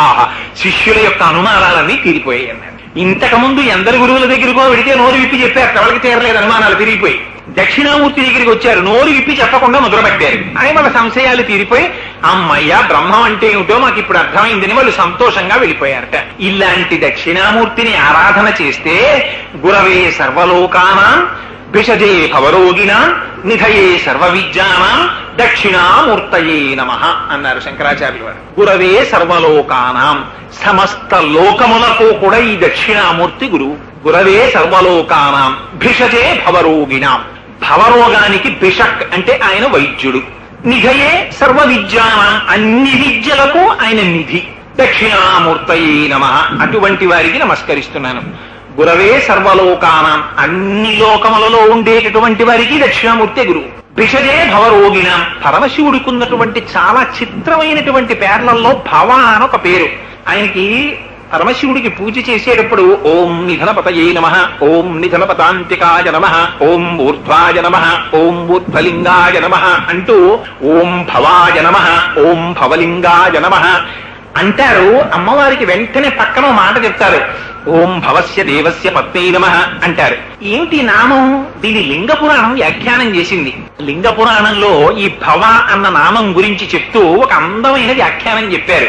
జగత సలిలాత్మిక భవ ఇత్యుచ్యతే మూర్తిర్భవస్య పరమాత్మనః అన్నారు. పరమశివుడు నీటి రూపంలో ఉంటాడు. ప్రాణాలు నిలబడేటటువంటిది ఆహారానికి నిలబడవు, నీటికి నిలబడతాయి. పంట పండకపోతే ఉపద్రవం తక్కువ ఉంటుంది, కానీ నీరు లేదనుకోండి మొదటి ఉపద్రవం ఎక్కడొస్తుందంటే అసలు సంధ్యావందనం. సంధ్యావందనమే పోయింది అంటే ఇప్పుడు అర్ఘ్యం ఇవ్వడానికి కూడా నీళ్లు లేవన్నమాట. నీళ్లు లేవనుకోండి ప్రపంచంలో తల్లి తండ్రి కొడుకు అని కూడా చూడరు, దాహంతో ఒకరినొకరు పొడి చేసుకుంటారు. అందుకని నీరు అంత ప్రధానం. ఆ నీరు శివస్వరూపం. అందుకని లింగ పురాణం భవ ఇత్యుచ్యతే మూర్తిర్భవస్య పరమాత్మనః అంది. జగత సలిలాత్మిక, జగత్తుని నిలబెడుతున్నాడు ఆయన అంది. ఆ నీటికి రుచి రూపంలో, నీటికి ప్రవాహ రూపంలో అమ్మవారు ఉంటుంది. వాళ్ళిద్దరు ఎప్పుడు కలిసే ఉంటారు. అందుకని భవస్య పత్నే నమః అంటారు పక్కనే. ఆ భవుణ్ణి ఇక్కడికి వచ్చేటప్పటికీ గురవే సర్వలోకానాం నిధయే సర్వ విద్యానాం భిషజే భవరోగిణాం. ఆయన వైద్యుట్టు దేనికి? భవరోగానికి. భవరోగం అంటే ఏంటి? భవరోగం అంటే పుట్టడం చావడం, పుట్టడం చావడం, పుట్టడం చావడం అంతే. సంసారమే భవరోగం. సంసారం దేనికి లేదు? ప్రపంచంలో అన్ని జీవులకి సంసారం ఉంది. ఆ సంసారం అనేటటువంటి వ్యాధిని తీసివేయడానికి గురువు వైద్యుడు దక్షిణామూర్తి. ఇంత గొప్ప దక్షిణామూర్తి స్తోత్రాన్ని అందిస్తూ ఆ మాట అనడం ఏమిటి? ఆయన యువకుట్ట, కూర్చున్నటువంటి శిష్యులందరూ వృద్ధులుట. ఈ మాట చెప్పడం ఎందుకండి శంకరాచార్యులు గారు అంటే, వృద్ధులు అండంలో మీరు ఒక విషయాన్ని గమనించాలి. వృద్ధాప్యం దేనికి వస్తుంది? శరీరానికి వస్తుంది. శరీరముతో తాదాత్మ్యత చెందినటువంటి వాడు శరీరముతో తాదాత్మ్యత చెందని వాడి దగ్గర వింటున్నాడు. శరీరముతో తాదాత్మ్యత చెందని వాడు కాబట్టి ఆయన ఎప్పుడు యువకుడుగానే ఉంటాడు పరమశివుడు. శరీరముతో తాదాత్మ్యత చెందిన వారికి బాల్యము, యవ్వనము, కౌమారము, వార్ధక్యము ఇన్నుంటాయి. అందుకని అజ్ఞానం అంటే శరీరంతో తాదాత్మ్యం. శరీర తాదాత్మ్యత కలిగినటువంటి అజ్ఞానము వలన బ్రహ్మమును సక్రమముగా తెలుసుకోలేకపోయినటువంటి శిష్యులు ఎదురుగుండా కూర్చుని ఉండగా, శరీరముతో తాదాత్మ్యమును చెందక కేవలము బ్రహ్మజ్ఞానమును పొంది తాను ఆత్మస్వరూపిగా నిలబడినటువంటి పరమేశ్వరుడి దగ్గర జ్ఞానమును పొందడానికి వృద్ధులైనటువంటి శిష్యులు చుట్టూ పరివేష్టించి ఉన్నారు. అటువంటి వారికి బ్రహ్మం అంటే ఏమిటో చెప్పడానికి నోరు విప్పి ఎందుకు చెప్పలేదు? నోరు విప్పి చెబితే అది కుదరదు. ఎందుచేత? యతో వాచో నివర్తంతే అప్రాప్య మనసా సహా. ఎక్కడ వాక్కు మనస్సు ఇంకా మేము చెప్పలేమని వెనక్కి తిరిగిపోతాయో అక్కడ బ్రహ్మమున్నది. ఏమిటి కారణం అంటే, ఇప్పుడు నేను విశ్వందర్పణ దృశ్యమాననగరీ తుల్యం నిజాంతర్గతం పశ్యన్నాత్మని మాయయా బహిరివోద్భూతం యథా నిద్రయా యస్సాక్షాత్ కురుతే ప్రబోధ సమయే స్వాత్మానమేవాద్వయం తస్మై శ్రీ గురుమూర్తయే నమగిదం శ్రీ దక్షిణామూర్తయే అని మొదలెట్టాననుకోండి, అదొకటే 2 గంటలు పడుతుంది. అందుకని ఇవాళంతా కుదరదు కాబట్టి ఒక విహంగ వీక్షణం కింద దక్షిణామూర్తి స్తోత్రాన్ని స్పృశిస్తాను. ఎందుకంటే ఇలాంటి రోజున దక్షిణామూర్తి స్తోత్రాన్ని వినడం జన్మ జన్మాంతర సుకృతం. అందుచేత శంకరులు అంటారు, ఈ స్తోత్రంలో ఇలా పట్టారంతే శంకరులు. అందుకని దీన్ని చిన్ముద్ర అంటారు. ఇలా ముద్ర పట్టారు. ఎదురుగుండా కూర్చున్న వాళ్ళందరికీ అజ్ఞానం పోయింది. ఏమిటి ముద్ర అంటే, నోరు విప్పి చెప్తే అర్థం అవుతుందా? ఇలా ముద్ర పట్టుకుంటే అర్థం అవుతుందా? అర్థం అయింది కూర్చున్న వాళ్ళకి. ఏమిటి ముద్ర అంటే, ఇందులో రహస్యం మీకు తేలిక భాషలో చెప్పాలంటే, నన్ను మీరు వచ్చి అయ్యా మీరు ఎవరండి అని అడిగారు అనుకోండి, నేను కోటేశ్వరరావునండి అంటాను. ఒక్క విషయం చాలా జాగ్రత్తగా ఆలోచించండి. ఈ కోటేశ్వరరావు అనబడేటటువంటి నామం ఎప్పుడు వచ్చింది నాకు? ఈ పేరు ఎప్పుడు వచ్చింది? ఈ రూపం ఒకటి వచ్చాక వచ్చింది. మా అమ్మ కడుపులోంచి నేను పిల్లాన్ని వస్తే అప్పుడు కూడా నాకు వెంటనే రూపం లేదు, నామం లేదు. బయటికి రాగానే మా నాన్నగారు అమ్మగారు తర్జన భర్జనలు పడి వీడికి ఏం పేరు పెడదామని ఆలోచించి ఏదో మొత్తం మీద సంకలనం చేసి వీడికి ఇంత పేరు పెడదామని ఓ పేరు పెట్టారు. ఆ పేరుతో ఈ శరీరం తాదాత్మ్యత పొందింది. కోటేశ్వరరావు ఇలా చూస్తాను. ఎందుకని చాలా కాలం నుంచి అలవాటు అయిపోయింది ఇది కోటేశ్వరరావు అని. నామం ఉంటే రూపం ఉంది, రూపం ఉంటే నామం ఉంది, నామం లేకపోతే రూపం లేదు, రూపం లేకపోతే నామం లేదు. ఇది కదా, ఇది యథార్థం. అంగీకరిస్తారా? నామం ఉంది కాబట్టి రూపం ఉంది. అది కుండగా కనపడుతోంది కాబట్టి కుండ అంటున్నారు మీరు. నేను పటకార పట్టుకొచ్చి ఇదిగో కుండ అన్నాను అనుకోండి, మీరు ఏమంటారు? నోరు మీద కొండేరా పటకారానికి ఏం వెర్రే పిచ్చే అంటారు. ఎందుకని మీకు లోపల ఒక జ్ఞానం ఉంది. బయట ఉందా లోపల ఉందా? ఇప్పుడు కుండ బయట లేదు, లోపల ఉంది. ఇది శంకరుల సిద్ధాంతం. బయట లేదు ప్రపంచం, తుల్యం నిజాంతర్గతం. ఇక్కడుంది ప్రపంచం. ఎలా ఉంది? విశ్వం దర్పణ దృశ్యమానమనగరి. అద్దంలో ప్రపంచం ప్రతిబింబించినట్టు సమస్త జగత్ జాయతే గచ్చతే ఇది జగత్, వచ్చిపోయి వెళ్ళిపోయేటటువంటి జగత్ నీ లోపల ఉన్న ఆత్మ యందు భాషిస్తోంది. ఆత్మ చేత నువ్వు తెలుసుకుంటున్నావు. దానికి ఒక నామం పెట్టావు, దానికి ఒక రూపం వచ్చింది. ఆ రూపం వచ్చింది, నామం అంటున్నావు. అలా ఒకటి వెళ్ళిపోతుంది అనుకోండి. చంటి పిల్లలు ఉన్నారనుకోండి, వాడికి ఏం తెలియదు. నాన్నగారండి అది ఏంటండి అంటాడు. అది కారు నాన్న అన్నారు అనుకోండి, మీరు కారా అంటాడు 4 మాటలు. అన్న తర్వాత దాన్ని చూసి ఇది కారు అంటాడు. రేపు పొద్దున్న లారీని చూపించి నాన్నగారు కారు వెళ్ళిపోతోంది అంటాడు. అది కారు కాదురా, అది లారీ అంటారు. ఏం నాన్నగారు అది ఇలాగే వెళ్ళిందిగా అంటే అందులో మనుషులు కూర్చుంటారా, ఇందులో సరుకులు వేస్తారు, తేడా చెప్తారు. ఇప్పుడు కొంచెం పెద్దవాడైన తర్వాత ఇది లారీ, ఇది కారు. దీన్నే వేదాంత శాస్త్రంలో అయితే కొంచెం మాటలు మారుస్తారు. ఘటాకార వృత్తి, పటాకార వృత్తి అని పిలుస్తారు. ఇవి ఎక్కడి నుంచి వచ్చాయి? ఇక్కడున్నాయి లోపల ఈ వృత్తులన్నీ. మిగిలిన వాటికి వేటికి జ్ఞానం లేదు. ఇవేం చెప్పవు. మీరు చాలా జాగ్రత్తగా గమనించాలి దక్షిణామూర్తి స్తోత్రాన్ని. ఈ కన్ను ఉంది, ఈ కన్నుకి చూడడం ఒకటే దాని లక్షణం అంతే. కన్ను ఇండిపెండెంట్ యాక్టింగ్ కంటికి ఉండదు. ఇది చూస్తుంది, ఇలా చూస్తుంది. ఆవిడ అనురాధ గారు ఓసారి చూస్తుంది, ఇలా చూస్తే అస్తమాన ఆవిడ అనురాధ గారు లోపలికి వెళ్ళిపోతుండదు.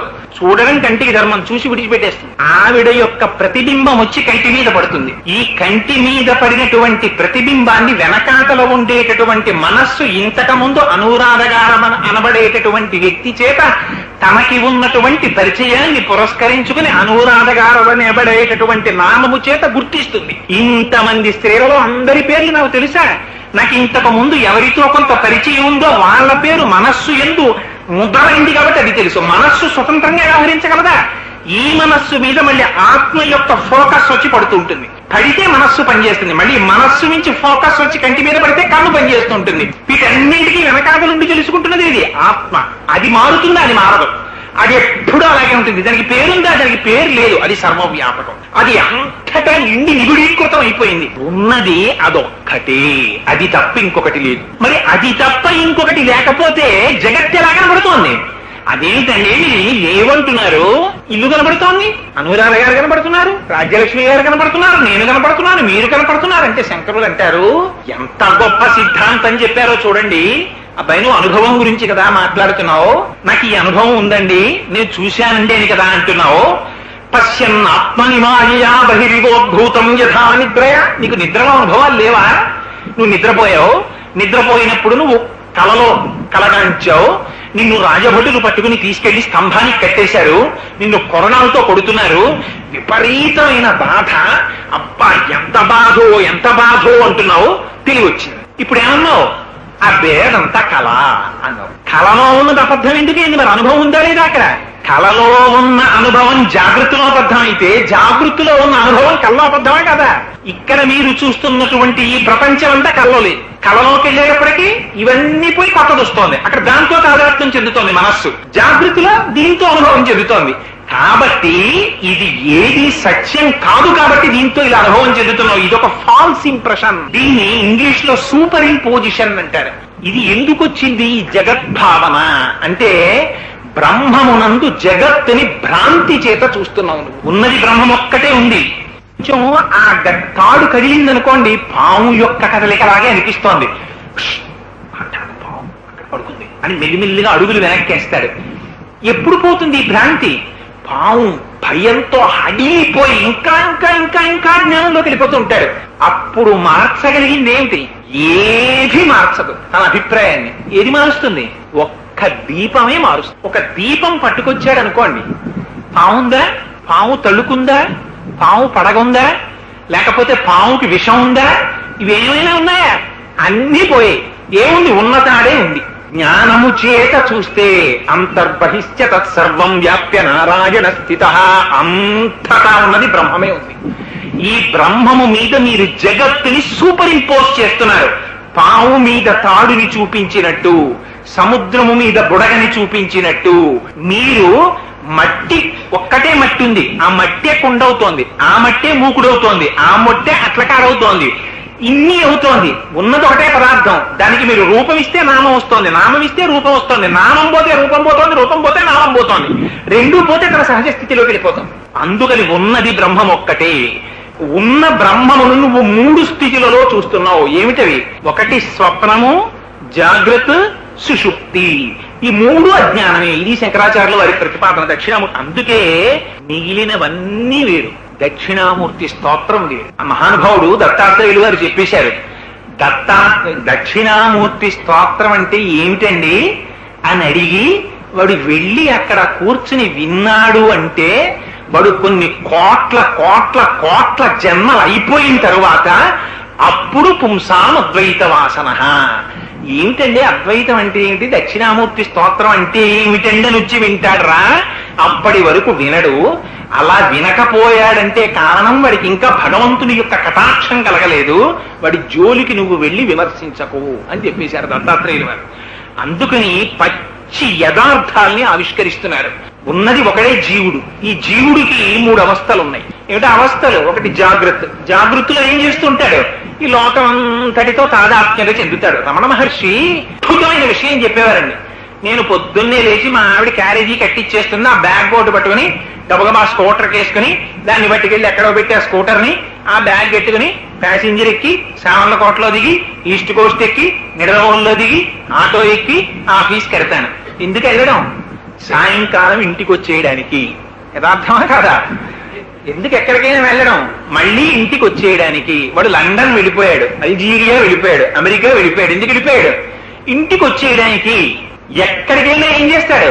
వాడి పరమ ప్రయోజనం తిరిగి ఇంటికి వచ్చి వేయుట. అంతేగాని అమ్మాయి వెళ్ళిపోయాను నిడదవోల్ అని వెళ్ళిపోతానేంటి నేను. సాయంకాలం అయ్యేటప్పటికి మళ్ళీ ఆటో ఎక్కి నిడదవోలు వచ్చి శేషాద్రి ఎక్కి కాకినాడలో దిగి స్కూటర్ ఎక్కి ఇంటికి వచ్చి అమ్మయ్య అంటాను. ఆఫీస్కి వెళ్ళినప్పుడు అమ్మయ్య అనను. ఇంటికి వస్తేనే అంటాను. ఎందుకని అది నా స్వస్థానం. అంటే నేను పని దొంగ కింద నన్ను లెక్క కట్టి అనుకోకండి మహాప్రభు, నేను ఒక ఉదాహరణకి చెప్పానంతే. ఇది ఎందుకనో తెలుసా అండి, ఇంద్రియాలు కూడా అంతే. తమకు కాని స్థానము నుంచి తాము బయలుదేరుతాయి. ఇది రమణులు చెప్పిన ఉదాహరణ, నా సొంతం కాదు. ఇంద్రియాలు, కన్ను ఆత్మ నుంచి విడివడుతుంది, విడివడి బయలుదేరుతుంది. పొద్దున్నే ఇంద్రియాలు చేసే పనేది. చెవు బయలుదేరుతుంది, ముక్కు బయలుదేరుతుంది, నాలుక బయలుదేరుతుంది, స్పర్శేంద్రియం బయలుదేరుతుంది. ఊళ్ళో ఉన్న వ్యవహారాలన్నీ చక్కబెడతాయి. చక్కబెట్టి అలిసిపోతాయి. సాయంకాలం వీడింటికి వచ్చేసినట్టే అవి కూడా మెల్లగా వెనక్కి వెళ్ళిపోతాయి. వెనక్కి వెళ్ళిపోయి ముందు మనస్సులోకి వెళ్ళిపోతాయి. తాను మనస్సుతో తాదాత్మ్యము బాగా చెంది ఇంద్రియములు పనిచేస్తుంటే దాన్ని జాగృత అంటారు. అంతే తేడా. ఈ కన్ను చూస్తోంది అనుకోండి, కన్ను చూస్తుంటే జాగ్రత్త. ఈ చెవు వింటోంది అనుకోండి, జాగ్రత్త. ముక్కు వాసన చూస్తే జాగ్రత్త. ఇంద్రియాలు పనిచేయట్లేదు అనుకోండి, స్వప్న. అంతే, అవస్థ పేరు మారిపోతుంది. కన్ను లేదా ఉంటుంది చూడం. ఈ కళ్ళు ఇలా తెరుచుకు పడుకుంటాడు. కోటేశ్వరరావు వచ్చారనుకోండి, అయ్యా కోటేశ్వరరావు నమస్కారం అండి అని ఏమండవు. వచ్చాడు, వెళ్ళిపోయాడు. మర్నాడు కొడుకు చెప్తాడు, నాన్నగారు రాత్రి పడుకున్నప్పుడు కోటేశ్వరరావు వచ్చారండి, మీరు కన్ను తెరిచింది కదా అని చాలా మాటలు ముఖం ఆడించి వెళ్ళిపోయారన్నాడు అనుకోండి. అదేంట్రా, కన్ను తెరిచుంటే మాత్రం నేను నిద్రపోయానరా అంటే ఏం నిద్ర? ఇంద్రియములో కంటి లోపల చూడడం అనబడేటటువంటి ఇంద్రియమునకు కలిగిన శక్తి కంటి నుంచి విడివడి వెనక్కి తిరిగి మనస్సులోకి చేరిపోయింది. చెవు ఇంతవరకు తాను వింటున్నానని చెవి లోపల ఉండేటటువంటి వినగలిగిన శక్తి చెవి నుంచి విడివడి మనస్సులోకి వెళ్ళిపోయింది. అలా ఇంద్రియములలో ఉన్న శక్తి అంతా మనస్సులోకి ట్రాన్స్మిట్ అయిపోతుంది. మనస్సు ఇంకా తెలివిగా ఉంటుంది. అందుకని ఇది సృష్టి చేస్తుంది. ఎందుకని జాగృతిలో వీడు కొన్ని చూశాడు, వాటిని వీడికి అనుభవించాలని కోరిక. వీడికి ఒక పెద్ద కోరిక, జన్మభూమికి నిలవలో హాల్ట్ ఇస్తే బాగుండని. 8ంటికి ఎక్కి 10ంటికి దిగిపోవచ్చు అని. ఆ నిద్దట్లో వీడికి అనిపిస్తుంది, జన్మభూమికి పుష్కరాల సందర్భంగా హాల్ట్ ఇచ్చేశారు. అమ్మయ్య, పొద్దున్నే లేచి హడావిడి లేదు, ప్రశాంతంగా క్యారేజీ పట్టుకుని హాయిగా 8ంటికి వెళ్ళినట్టు, జన్మభూమి ఎక్కినట్టు, సింగిల్ రన్ లో రాజమండ్రి దాటేటప్పటికి నిడదవోల్లో దిగినట్టు, ఎంత అదృష్టం అనుకున్నట్టు అనుకుంటాడు. ఇవన్నీ ఏమిటి, ఇంకా మనస్సు లేచుంది. అందుకని తనకి తీరని కోరికలనో తీరిన కోరికలనో మళ్ళీ అనుభవిస్తూ ఉంటుంది సృష్టి చేసి. కాసేపటికి ఇది కూడా అలిసిపోతుంది. ఇంద్రియాలని పట్టుకుని మనస్సు ఇంకొంచెం వెనక్కడుకేసి ఆత్మలోకి వెళ్ళిపోతుంది. ఇప్పుడు ఎవరున్నారు? ఆత్మ ఒక్కటే ఉంది. దీన్ని సుషుప్తి అంటారు. ఈ సుషుప్తి పూర్ణమైన అజ్ఞానం. ఇక్కడ ఎవరున్నారు? ఇంద్రియాలు లేవు, మనస్సా లేదు, ఆత్మ ఒక్కటే ఉంది. శరీరం అలా పడుద్ది. లేచాడు మళ్ళీ కాసేపటికి. లేచి ఏమంటాడు? ఎంత హాయిగా నిద్ర పట్టిందో అని అంటాడు. ఎవడా హాయిని అనుభవించిన వాడు? ఎరా అంత హాయిగా నిద్ర పట్టింది అంటున్నావు కదా, ఎవడ్రా ఆ హాయిని అనుభవించిన వాడు అని మీరు అడిగాడు అనుకోండి. ఎవరో చూపించగలడా? ఎవరో చెప్పగలడా? తను ఎంతసేపు ఆ సుఖం అనుభవించాడో చెప్పగలడా? ఆ సుఖం మనకు అర్థమేమిటో చెప్పగలదా? ఏది సుఖం? అన్నింటికన్నా సుఖం ఏమిటో తెలుసా అండి? నిద్రలోకి వెళ్ళిపోయినంత సుఖం ఇంకోటి లేదు. అందుకే రైల్లో నిద్రపోతారు, నిలబడి నిద్రపోతారు, కూర్చుని నిద్రపోతారు, పురాణంలో నిద్రపోతారు, ఆఫీసులో నిద్రపోతారు, ఎక్కడా నిద్రపోతారు. ఎందుకని? తాను లేకపోవడమే నిద్ర. ఇంద్రియాలున్నంతసేపు అల్లరి, మనసు ఉన్నంతసేపు అల్లరి. మనస్సు లేదు, ఇంద్రియాలు లేవనుకోండి, ఒక్క ఆత్మ ఒక్కటే ఉండిపోయింది అనుకోండి. ఆత్మగా ఉన్నాడని తనకి తెలియదు. తనకి తెలిస్తే జ్ఞానం తురియంలోకి వెళ్ళిపోయినట్టు. తనకి తెలియదు, కానీ స్థితిలో అనుభవిస్తున్నాడు. అందుకని పూర్ణ అజ్ఞానం, అంతే సుషుప్తి. అది ఎంత హాయో అభ్యంత. ఎవడైనా గాఢ నిద్రపట్టి ఎంత బాధపడ్డానంటారన్నా వాడిని చూపించండి నాకు. ఎవడండా మాట? ఎంత ఆనందంగా ఉందండి, నిద్ర పట్టేసింది. దిక్కుమాలింది రాజమండ్రి వదలగానే నిద్ర పట్టేసిందండి, మళ్ళీ వచ్చేప్పుడు సాలకోట వచ్చేసింది, రోజు తిరిగే ప్రయాణం చూడక్కర్లేకుండా పోయిందండి అంటాడు. ఇవిట గాఢ నిద్ర. గాఢ నిద్రలో ఇంద్రియాలు లేవు. అవి ఉంటే అది చూడు ఇది చూడు అని చూస్తుంటే మనసు అల్లకల్లోలం చేస్తుంది, సంకల్ప వికల్ప సంఘాతం. అది ఆలోచిస్తుంది, ఇది ఆలోచిస్తుంది, అటు పరిగెత్తిస్తుంది, ఇటు పరిగెత్తిస్తుంది, ఇవేమీ లేవు. తనెవరు? ఆత్మ. ఆ ఆత్మగా ఉండిపోయాడు. అలా ఉండిపోవడం తనకి తృప్తి. అందుకని ఏం చేస్తాడు? ఎక్కడికి వెళ్ళినా ఇంటికి వచ్చేయడం తృప్తి అయినట్టే తాను ఎన్ని చోట్లకి తిరిగినా ఇంద్రియాలు మనస్సు వెనక్కి వచ్చేస్తాయి. వచ్చేసి సుషుప్తిలోకి వెళ్ళిపోతాడు. అబ్బాయి, ఈ స్వప్న, ఈ జాగ్రత్త, ఈ సుషుప్తి అని 3 అవస్థల్లో మారి మారి మారి మారి నువ్వు అనుభవిస్తున్నావే, ఇవన్నీ అనుభవాలే. సుషుప్తి సుఖము అని తెలియకుండా అనుభవిస్తున్నావు. స్వప్నములో కష్టమో సుఖమో మనస్సు చేత అనుభవిస్తున్నావు. జాగృతిలో ఇంద్రియముల చేత అనుభవిస్తున్నావు. అయితే కర్మఫలం కల్లో అనుభవించచ్చా అండి అంటే కర్మఫలము ఇంద్రియముల చేత అనుభవించాలి. అందుకని ప్రారంభం జాగృతులు అనుభవిస్తారు. అందుకని ఇన్ని రకాలుగాను 3 రకములుగా పడుతున్నటువంటి అవస్థ కూడా తను కాని వాటి వల్ల తాను అనుభవిస్తున్నాడు. ఎందుకని? ఇంద్రియములతో తాదాత్మ్యత చెందాడు. చూస్తున్న వస్తువునందు మనస్సు నిలబడింది. ఆ మనస్సు అది వస్తే బాగుండండి, దాన్ని కోరుకుంది. అది నాదైపోతే బాగుండండి, అది రాలేదు, ఏడిచింది. అక్కడి నుంచి సుఖం దుఃఖం అన్ని ద్వంద్వాలు చూపిస్తుంటుంది. మనస్సుకున్న గొప్ప లక్షణం ఏమిటంటే అది ఎప్పుడు 2 చూపిస్తుంటుంది. ప్రతిదాన్ని అడుగుతుంది, అది దొరకపోతే ఏడుస్తుంది. ఇది ఎక్కడితో తెలిసండి ఈ లక్షణం? సంటితనంలో స్టార్ట్ అవుతుంది. వాడికి అక్కర్లేని విషయం ఉండదు పిల్లాడికి. వాడు అడిగేవి కూడా అలాంటివి అడుగుతాడు. వాడు ముట్టుకోకూడనివన్నీ వాడు అడుగుతాడు. రిమోట్ కంట్రోల్ తో ఆడుకుంటానంటాడు. తండ్రి అంటాడు, రే రిమోట్ కంట్రోల్ తో ఆట ఏమిటిరా, నొక్కి నొక్కి కింద పారేస్తావు, పగిలిపోతుంది 1500. ఎక్కడ తీసుకురాను? వాడికి ఏమిటి 1500 అయితే వాడికి లెక్క ఏంటి? వాడికి దాని విలువ తెలియదు, వాడి అదృష్టం. అందుకని వాడు దాంతోనే ఇస్తావా చస్తావా ఏడుస్తాడు. వాడు పైన ఎక్కడో తండ్రి ఎవరో ఇచ్చాడు పెళ్లిలో అని చెప్పి పాపం ఎప్పటి నుంచో కాపాడుకుని ఆ పైన ఎట్టుకుంటాడు. ఓ గాజు దాంట్లో ఉన్న తాజ్మహల్ ని అది కిందకి దింపు ఆడుకుంటానంటాడు. అక్కర్లేనివన్నీ కావాలంటాడు, ఇవ్వనంటే ఏడుస్తాడు. ఇది ఎక్కడ లక్షణమో తెలుసా అండి? మనస్సు యొక్క లక్షణం. ఇదే డెవలప్ అవుతుంది. డెవలప్ అయ్యి మీకు జాగృత్ ఈ జగత్తులో ఉన్న ప్రతి పదార్థముతో తాదాత్మ్యత చెంది అది నాకు కావాలంటుంది. దొరకలేదనుకోండి ఏడుపు మొదలెడుతుంది. దొరికితే ఏం సంతోషపడిపోదు, ఒక క్షణం సంతోషపడిపోయి ఇంకోటి పట్టమంటు. అదో విచిత్రం మనస్సుతోటి. అప్పటికి వైరాగ్యం చెప్తుంది, అబ్బ చాలండి ఇంకొద్దంటుంది. చక్కెర పొంగల్ తినాలి ఎంత వెర్రిగా ఉందనుకున్నావు ఈశ్వరి అన్నాను అనుకోండి. ఓ శనివారం నాడు చక్కెర పొంగల్ చేసి మా ఆవిడ విస్తట్లో వేసింది అనుకోండి. అంత తిని అడిగారు కదా 3 షేర్లు ఉండి అని తినండి అని ఇంకో గరిట వేసింది అనుకోండి, కొంచెం తింటాను. ఇంకో గరిట వేస్తే మీ అసాధ్యం కూడా కక్కొచ్చేట్టుంది అంటాను. తినవలసిందే పీక నొక్కేస్తానంది అనుకోండి, అడిగిపోతాను. దానికోసం ఉప్పు తిని చక్కెర పొంగల్ తినాలి మళ్ళీ. మరి ఏం అడిగింది కదా అంటే అప్పటికి సుఖం అప్పటికి దుఃఖం. మనస్సు దృష్టిలో శాశ్వత సుఖము లేదు, శాశ్వత దుఃఖము లేదు. ఇది జ్ఞాపకం పెట్టుకోవలసింది. ఎందుకని? మనోస్థాయిలో ఉన్నంతసేపు దుఃఖమే. సుఖము దుఃఖమునకు అభాస, దుఃఖము సుఖమునకు అభాస. 2 అడుస్తుంటాయి. 2 కాని స్థితి ఇప్పుడు తన ఆత్మగా నిలబడినప్పుడు అది నీ స్వరూపం. ఇవేవి నీ స్వరూపం కాదు, ఇంద్రియాలు నువ్వు కాదు. ఇది శంకరాచార్యులు వారు దక్షిణామూర్తి స్తోత్రం చెప్పేది. నానా ఛిద్రఘటోదర స్థిత మహాదీప ప్రభాభాస్వరం జ్ఞానం యస్యతు చక్షురాదికరణ ద్వారా బహిస్పందతే జానామీతి తమేవ భాంతమనుభాత్యే తత్సమస్తం జగత్ తస్మై శ్రీ గురుమూర్తయే నమ ఇదం శ్రీ దక్షిణామూర్తయే. ఎంత గొప్ప ఉదాహరణ అండి నిజంగా. ఒక కుండ తీసుకొచ్చి దానికి కన్నాలు పెట్టి అందులో ఒక దీపం పెడితే 9 రంధ్రములలోంచి కాంతి ప్రసరిస్తోంది. ఇప్పుడు ఆ కాంతి కుండదా దీపందా? కుండది కాదు, దీపం. దీపం ఉంది కాబట్టి ప్రసరిస్తోంది.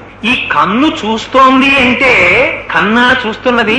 ఒక్క విషయం జాగ్రత్తగా గుర్తుపెట్టుకోవాలి. కన్ను చూస్తోందని మనం అనుకున్నది నిజమైతే కన్ను చూడనప్పుడు కన్ను చూడటం లేదని గుర్తిస్తున్నది కూడా అవుతుంది లోపల. మీరు ఈ కంటితో నేను చూస్తున్నాను, ఈ కంటితో నేను చూస్తున్నాను అంటారు. ఇవాళ నా పుట్టినరోజే ఈ చేతితో కుంకుడికాయ పులిసిపోయి అన్నాను అనుకోండి. ఓ పక్క మీకు చక్కెర పొంగలికి చెయ్యాలి, కుంకుడికాయ పులుసు పోయాలి, పిల్లకి క్యారేజీ పెట్టాలి. సరే పట్టందరి పుసుక్కని పోసింది అనుకోండి, కళ్ళల్లోకి దిగింది అనుకోండి. ఆ తర్వాత బయటకు వచ్చి ఆ కళ్ళు తుడుచుకుని ఏమీ కనపడక పుసులు కట్టి ఆ సంధ్యానందనం దగ్గర కూర్చుని ఓం కేశవాయ స్వాహ అంటే నీళ్లు పోసుకోలేడు. నానా అల్లరి పడుతున్నాడు అనుకోండి. పడుతుంటే ఈ కళ్ళు సరిగ్గా చూడలేకపోతున్నాయని గుర్తిస్తున్నది కూడా ఒకటి ఉందా లోపల? కన్ను చూసినప్పుడు కంటి చేత ఇది చూస్తున్నానని గుర్తించిన వాడు ఎలా ఉన్నాడో, కన్ను చూడనప్పుడు కన్ను చూడటం లేదని చెప్తున్నవాడు కూడా ఉన్నాడు. చెవి వినపట్టం లేదనుకోండి, ఈ చెవికి ఏదో అయింది, చెవి వినపట్టం లేదు సరిగ్గా అని చెప్తున్నవాడు కూడా లోపల ఉన్నాడు. ఈ ముక్కు వాసన తెలియట్లేదు అనుకోండి, ఈ ముక్కుతో చూసినప్పుడు తెలుసుకున్నవాడు ముక్కు చూడటం లేదని తెలుసుకున్నవాడు కూడా లోపల ఉన్నాడు. కాబట్టి ముక్కు నువ్వు కాదు, ఈ లోపల ఉన్న దీపము నువ్వు. ఇది ఆత్మ. ఇది ఏం చేస్తుంది? ఇది స్ఫురత్, ఇది జ్ఞానము, ఇది తెలుసుకుంటూ ఉంటుంది సమస్తాన్ని. ఇది ఒకనాడు ఉండేది కాదు, ఒకనాడు పోయేది కాదు, అది ఎప్పుడూ ఉంటుంది. అది ఏం చేసింది? ఇందులోకి ప్రవేశించింది. బ్యాటరీ ఏం చేసింది? టేప్ రికార్డర్ లో వేశారు, పాటలు పాడించింది. టార్చ్ లైట్ లో వేశారు, దీపం కింద వెలిగింది. కానీ అంత మాత్రం చేత బ్యాటరీ టార్చ్ లైటా, బ్యాటరీ టేప్ రికార్డరా? బ్యాటరీ రెండూ కాదు. బ్యాటరీ టేప్ రికార్డర్ చేత పాడించినది, బ్యాటరీ లైట్ ని వెలిగించినది. అలా లోపల ఉండి ఈ శరీరమును ఆత్మ ధరించినది. అది నువ్వు. చిత్రం ఏమిటంటే అది విడిచిపెట్టేసి నువ్వు కాని దాన్ని నువ్వు పట్టుకుంటున్నావు. దీనికి కారణం అజ్ఞానము. అజ్ఞానము చేత నువ్వు కాని ఇంద్రియాల్ని నువ్వు పట్టుకుంటున్నావు, నువ్వు కాని మనస్సుని నువ్వు పట్టుకుంటున్నావు, నువ్వు కాని శరీరాన్ని నువ్వు పట్టుకుంటున్నావు. నువ్వైన ఆత్మని నువ్వు విడిచిపెట్టేసినా ఇవన్నీ చెప్పేస్తున్నాయి. అవస్థలు మారిపోతున్నాయి శరీరానికి. బాల్యాదిశ్యపి జాగ్రత్తాదిషు తథా సర్వాస్వరస్తాస్యపి వ్యావృత్తా స్వనువర్తమానమహమిత్యంత స్ఫురంతం సదా స్వాత్మానం ప్రకటీకరోతి భజతాం యో ముద్రయా భద్రయా. శంకరులు అంటారు, బాల్యావస్థలో కూడా అది ఉంది లోపల. నువ్వు బాలుడిగా ఉన్నావు, నువ్వు చదువుకుంటున్నావు అని తెలుసుకుంది. యవ్వనంలో ఉన్నప్పుడు నీకు యవ్వనం వచ్చింది, నీకు వివాహానికి సంబంధించిన వయస్సు వచ్చింది అని తెలుసుకుంది. నీకు వృద్ధాప్యం వచ్చినప్పుడు ఈ దిక్కుమాలిన శరీరం తిరగట్లేదు, దీనికి మోకాళ్ళ నొప్పులు వచ్చాయి, దీనికి కళ్ళు కనపడడం మానేసి అద్దాలు పెట్టవలసి వచ్చింది, దీనికి క్యాటరాక్ట్ వచ్చింది అని తెలుసుకుంటోంది. ఇది నువ్వైతే ఇది ఎలా తెలుసుకుంటుంది? దీనిలో వస్తున్న మార్పులను వేరొకటి చూస్తోంది లోపల ఉండి. అది సాక్షి మాత్రంగా ఉంటోంది. అది తాదాత్మ్యత చెందట్లేదు. ఇది చిన్నప్పుడు ఉన్నప్పుడు కూడా ఇది నేను అంది, ఇది పెద్దదైతే ఇది పెద్దదైంది అని తెలుసుకుంది. ఇది దీనికో ఉద్యోగం వచ్చింది, ఇప్పుడు నేను ఒక ఉద్యోగస్తుడిని, కొంచెం గౌరవంగా ఉండాలి, అంతేగాని పిల్లలతో గోళీకాయలు ఆడకూడదని తెలుసుకుంది. వృద్ధుడైపోయాడు, అబ్బో ఇప్పుడు నేను ఎక్కడ తిరుమల అవి వెళ్ళగలనండి, పెద్దవాడిని అయిపోయాను అంటాడు. అందుకని ఏమైంది? తన వృద్ధాప్యాన్ని పొందాడని తెలుసుకుంటున్నాడు. ఇది తెలుసుకుంటున్నది ఏదో అది నువ్వు. తెలుసుకోబడుతున్నది తెలుసుకుంటున్న దాని చేత ధరింపబడింది. పొరపాటు ఎక్కడ జరుగుతోందంటే తెలుసుకుంటున్నది నువ్వైతే దాన్ని వదిలేశావు, తెలుసుకోబడుతున్నది నువ్వు కాని దాన్ని నువ్వు పట్టుకుంటున్నావు. పట్టుకుంటుంటే ఇది చెప్పేస్తోంది, ఇది నేను కాదయ్యా, నేను వెళ్ళిపోతాను, నేను ఉండను, నాకు ఒక లక్షణం ఉంది, నేను ప్రకృతి వికారాన్ని, నేను అన్న వికారాన్ని. శాస్త్రం అంతే మాట్లాడింది. శరీరము అంటే వేదాంతం ఏం చెప్పిందో తెలుసా అండి? అన్న వికారము అని చెప్పింది. రోజు తిన్న పప్పన్నం, రోజు తిన్న కూరన్నం, రోజు తిన్న పచ్చడన్నం, రోజు తిన్న మజ్జిగ అన్నం, కాళ్ళు చేతులు గోళ్ళు వెంట్రుకలు అవి కూర్చున్నాయి. ఆఖరికి అన్నమే తినేస్తుంది. మళ్ళీ అన్నం అంటే రెండు అర్థాలు, మన చేత తినబడునది మనని తినునది. అదే రుద్రాధ్యాయంలో ద్రాపే అంధస్పతే దరిద్రం నీలలోహిత ఏషాం పురుషాణామేపామో రోమా ఏషాం కించనామత్తని అడుగుతారు. అది తినేస్తుంది. ఎలా? ఓనాడు డాక్టర్ గారు చెప్తారు, అయ్యా మీరు ఇంకా కొవ్వు పదార్థాలు కొంచెం తగ్గించకపోతే బ్లాక్స్ వస్తున్నాయి అంటాడు. ఇంకా ఉత్సాహపడిపోతే కేర్ ఇంటెన్సివ్ కేర్ యూనిట్ రెడీగా ఉంటుంది. ఆ తరువాత కూడా లక్ష్య పెట్టకపోతే ఊర్ధ్వలోకాలు ఉంటాయి. అందుచేత తన చేత తినబడుతున్నది తనని తినడం ప్రారంభిస్తుంది. మీరు షుగర్ తినకూడదండి, మీకు డయాబెటీస్ వచ్చిందంటాడు. కొత్త చిత్త చిగురు వచ్చింది, దీని అసాధ్యం కూడా పోపెట్టుకు తింటే గుమగుమలాడిపోతూ 3 వాటాల వాళ్ళకి వినపడి వాసన వచ్చేది మా పిన్ని గారు వంట చేస్తుంటే అంటాడు. ఇప్పుడు నువ్వు చింత చిగురులు అవి తింటే బీపీ షూటప్ అయిపోతుంది, 1,00,000 వేసుకోవాలి నువ్వు అంటాడు డాక్టర్. అక్కడతో అది పోతుంది. ఏమైంది? తన చేత తినబడుతున్నది తనని తినడం ప్రారంభించింది. ఆ అన్న వికారమైన శరీరము అన్నము చేత తినబడి పృథివీలోకి వెళ్ళిపోతుంది. ఇందులో ఉన్న పంచభూతములు పంచభూతములలోకి వెళ్ళిపోతాయి. ఇది ఒక పెద్ద ప్రాసెస్. అందుకని ఆయన ఏం చేస్తారు? దక్షిణామూర్తి దక్షిణాన్ని చూస్తారు. రామకృష్ణ పరమహంస దీన్ని దర్శనం చేశారు. మీకు ఏదైనా ఓవర్ బ్రిడ్జ్ మీద నిలబడి బాగా రద్దీగా ఉన్న విజయవాడ రైల్వే స్టేషన్ లో ఆ పైన నిలబడి చూస్తున్నారనుకోండి, విశాఖపట్నంలోనో విజయవాడలోనో రైళ్లన్నీ వచ్చేస్తుంటాయి, వచ్చేస్తుంటాయి, వెళ్ళిపోతుంటాయి. అలా ఈ ప్రాణులన్నీ దక్షిణ దిక్కు వెళ్ళిపోతుంటాయి. శ్మశానాలన్నీ దక్షిణ దిక్కునే కదండి. అందుకని అదొక పెద్ద ప్రాసెసింగ్ సెంటర్. శ్మశానం అంటే సామాన్యం కాదండి. షుగర్ ఫ్యాక్టరీలోకి తీసుకెళ్లి చెరుకు కర్రలు పారేశారనుకోండి, ముందు రసం తీసేస్తుంది, తర్వాత వడగొట్టేస్తుంది, తర్వాత ఘనీభవించేస్తుంది, తర్వాత ముక్కలు కొట్టేస్తుంది, బస్తాల్లో వేసేస్తుంది, మిషన్ కుట్టేస్తుంది, చెయ్యిని తీసుకెళ్లి లారీలో పారేస్తుంది, లారీ పట్టుకుపోతుంది. అలా శ్మశానం అనేటటువంటిది ఒక పెద్ద కన్వర్షన్ సెంటర్. అది ఏం చేస్తుందంటే శరీరంలో పంచభూతాలు ఉంటాయి. ఈ పంచభూతాలతో ఉన్న శరీరాన్ని అక్కడికి తీసుకెళ్లి పెడితే ఇందులో ఉన్న పృథివీలోకి పంపించేస్తుంది, వాయువుని వాయువులోకి పంపించేస్తుంది, అగ్నిని అగ్నిలోకి పంపించేస్తుంది, జలాన్ని జలంలోకి పంపించేస్తుంది. ఇలా ఏ భూతాన్ని ఆ భూతంలోకి ట్రాన్స్మిట్ చేసేస్తుంది. పిండాండంలో ఉన్న పంచభూతాలు బ్రహ్మాండంలో ఉన్న పంచభూతాల్లోకి వెళ్ళిపోతుంటాయి. పెద్ద కన్వర్షన్ సెంటర్, అందులో వెళ్ళిపోతుంటాయి. అలా వెళ్ళిపోయేది ఇది. దీన్ని పట్టు కూర్చున్న వాళ్ళందరూ అటువైపు వెళ్ళిపోతుంటారు. అందుకని అటువైపుకి మేము వెళ్ళాము, మాకు ఆ శోకమోహాలతోటి జరామరణాలతోటి మాకు అక్కర్లేదు, ఇక మేము తిరిగి రాని స్థితిని పొందుతాం, మేము మళ్ళీ మళ్ళీ ఇంకొకసారి అక్కడికి వెళ్ళవలసిన అవసరం నాకు లేదు, ఇదే తుద జన్మ, ఇక ఈసారే కట్టె శ్మశానానికి ఎడుతుంది, వేరొకసారి నాకు అమ్మ కడుపులో నేను పడుకోను అన్నవాడు దక్షిణామూర్తి స్తోత్రం విని ఉత్తరముఖం చూస్తాడు. దక్షిణామూర్తి అంటే దక్షిణ అంటే సామర్థ్యం, అమూర్తి అంటే రూపం లేనివాడు. ఆత్మకి రూపం లేదు, అమూర్తి అయి అపారమైన శక్తివంతుడైన వాడు, దక్షిణ దిక్కుని చూస్తున్నవాడు. అంటే గురువు మరణమునకు భయపడడు. ఎందుకని? జ్ఞానం ఉన్నవాడు కాబట్టి. మరణం దీనికుంది నాకు లేదంటాడు. రమణులు ఎప్పుడైనా భయపడ్డారా మరణం గురించి? ఎందుకని? నేను మరణించడమే, నాకు మరణించడానికి నాకు మరణం ఎక్కడుంది, నేను ఆత్మని, నేను శరీరం కాదనేవాడు. మిగిలిన వాళ్ళందరూ ఏమంటారు? అమ్మ బాబోయ్, దక్షిణ దిక్కుకి తిరిగి సంధ్యావందనంలో తప్పవాడు ఫోటోకి దండం పెట్టాడు. అక్కడ యమధర్మరాజు గారు ఉంటారు దక్షిణ దిక్కున. అయ్యో పాపం వీడు రోజు దండం పెడుతున్నారని ఆయన కటాక్షిస్తే ఏం చేస్తారు? ఆయన వచ్చారనుకోండి, రోజు దండం పెడుతున్నావో వచ్చేసాను అన్నారు అనుకోండి, మహాప్రభువు నేరకపోయి పెట్టానంటారు కానీ పెడతారా? వెళ్ళడు. అందుకని దక్షిణ దిక్కుకి తిరిగి నమస్కారం, దక్షిణ దిక్కుకు వెళ్ళాలన్న ఉత్సాహం లేకపోతే, మళ్లీ మళ్లీ పుట్టాలన్న కోరిక లేకపోతే, జనన మరణములయందు భయము లేనటువంటి గురువు జ్ఞానమూర్తి కనుక దక్షిణ దిక్కుని చూస్తూ కూర్చున్నాడు. ఆయన దగ్గర జ్ఞానాన్ని పొంది తిరిగి మళ్లీ రావలసిన అవసరాన్ని మేము పొందాలన్న వాళ్ళు గురువు గారికి అభిముఖంగా కూర్చుంటే ఉత్తరాన్ని చూస్తారు. ఉత్తరాన్నే ఉంది, కైలాసం ఉంది. కైలాసం మీద ఎవరున్నారు? పరమశివుడు ఉన్నాడు. పరమశివుడి జూటం నుంచి ఏమొచ్చింది? గంగ వచ్చింది. గంగ ఏం చేస్తుంది? జ్ఞానగంగ. జ్ఞానగంగ వస్తే ఏమవుతుంది? మరణ భయం పోతుంది. అందుకు నీ దిక్కు చూస్తారు, ఉత్తర దిక్కుని చూస్తారు. ఉత్తర దిక్కు ఉత్తమ దిక్కు. ఉత్తర దిక్కుని చూస్తే ఏమవుతుంది? నామరూపాత్మకమైన జగత్తునందుండేటటువంటి భ్రాంతి భయము పోతాయి. అందుకని దక్షిణామూర్తి దక్షిణాన్ని చూస్తే శిష్యులు ఉత్తరాన్ని చూస్తారు. చూస్తే ఆయన ఏం చేశారు? ఆత్మస్వరూపం ఇది అని నోటితో చెప్తే ఏమైంది? ఇప్పుడు లోపల ఆత్మచేత ప్రభావితమైనటువంటి మనస్సు కొన్ని మాటలను నాలిక మీదకి తీసుకొస్తే, నాలుక ఉచ్చరిస్తే అది మాటగా పైకొచ్చింది. ఆ మాట మళ్ళీ చెవిలోకి వెళ్ళింది, ఇంద్రియం దగ్గరికి వెళ్ళింది. ఇంద్రియం మనస్సు దగ్గరికి పెట్టాలి. ఈ ఇంద్రియాలు మనస్సు దేని వల్ల ప్రకాశిస్తున్నాయి? ఆత్మ వల్ల ప్రకాశిస్తున్నాయి. ఆత్మ వల్ల ప్రకాశించేటటువంటి ఇంద్రియాలు ఆత్మని తెలుసుకోగలవా? తెలుసుకోలేవు. ఇవి అందులో వెళ్తాయి తప్ప నదులు సముద్రంలోకి వెళ్తాయి తప్ప సముద్రం లేచి వచ్చి నదుల్లోకి వచ్చిందనుకోండి ప్రళయం వస్తుంది. చెలీలు కట్ట సముద్రం దాటదు. ఆత్మ ఎప్పుడూ సాక్షీభూతంగా ఉండిపోతుంది. అందులోకి వెళ్ళిపోతాయి. ఇందులోకి వెళ్ళి ప్రవేశించేవి దాన్ని ఎలా తెలుసుకుంటాయి? తెలుసుకోలేవు. అందుకని దీన్ని నోటితో చెప్పడం ఎలా కుదురుతుంది? నోటితో చెప్పకూడదు. కాబట్టి ఏం చెయ్యాలి? ముద్ర బట్టి చెప్పాలి. ఎలా చెప్పాలి? స్వప్నము, జాగృత్, సుషుప్తి 3 అవస్థల్లో తిరుగుతున్నవాడు వీడు.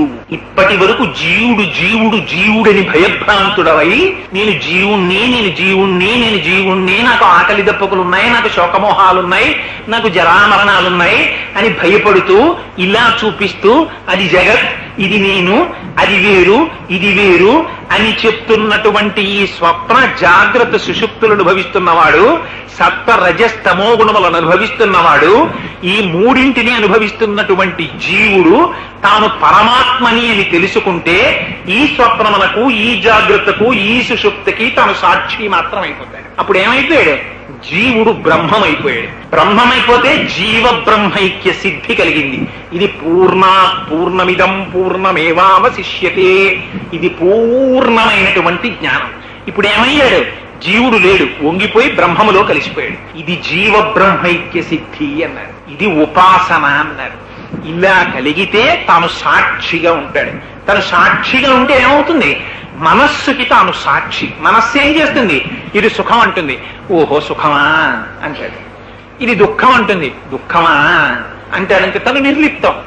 ఏకాకి నిస్పృహ శాంత చింతాసూయా వివర్జిత బాల్యభావేన యో భాతి బ్రహ్మజ్ఞానీ స ఉచ్యతే అన్నారు గురుగీతలు. ఆయన ఏకాకి, ఆయన ఏమి లేదు, ఈ ప్రపంచం అంతా ఆయనకి కనపడదు, ఈ సూపర్ ఇంపోజిషన్ లేదు. జ్ఞాననేత్రం చేత దేన్ని చూస్తుంటాడు అంటే ఏమండి మరి అంతా బ్రహ్మ అన్నారు కదా, అంతా బ్రహ్మమైనప్పుడు గోడా బ్రహ్మం నేను బ్రహ్మం గోడని గుద్దుకుంటే ఏమవుతుందండి? వితర్కం.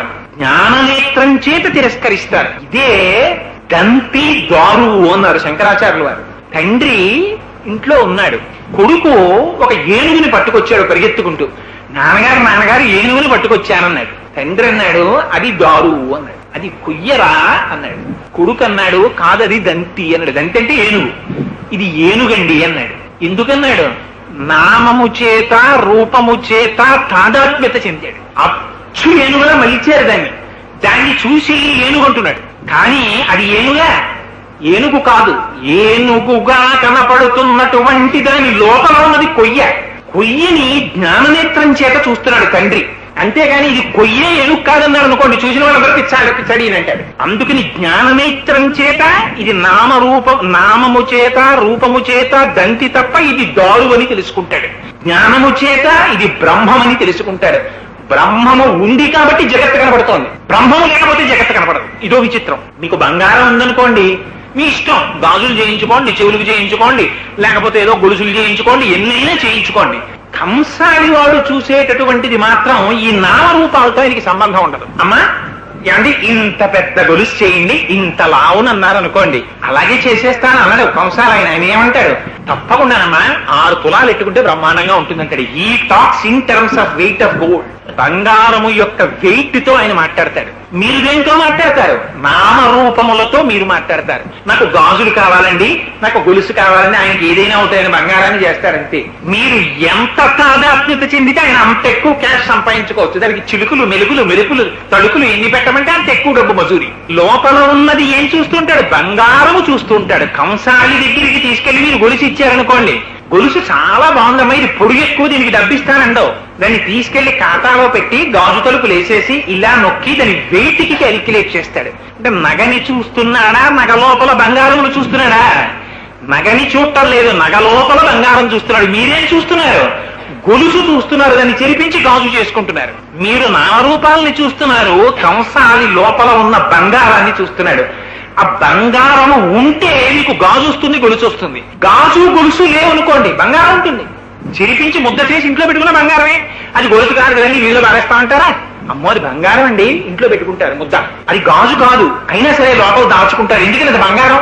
ఇప్పుడు బంగారం లేదు, గొలుసు తీసుకురండి, తీసుకురాలేరు. బంగారం ఇవ్వకుండా గాజు తిండి తేలేరు.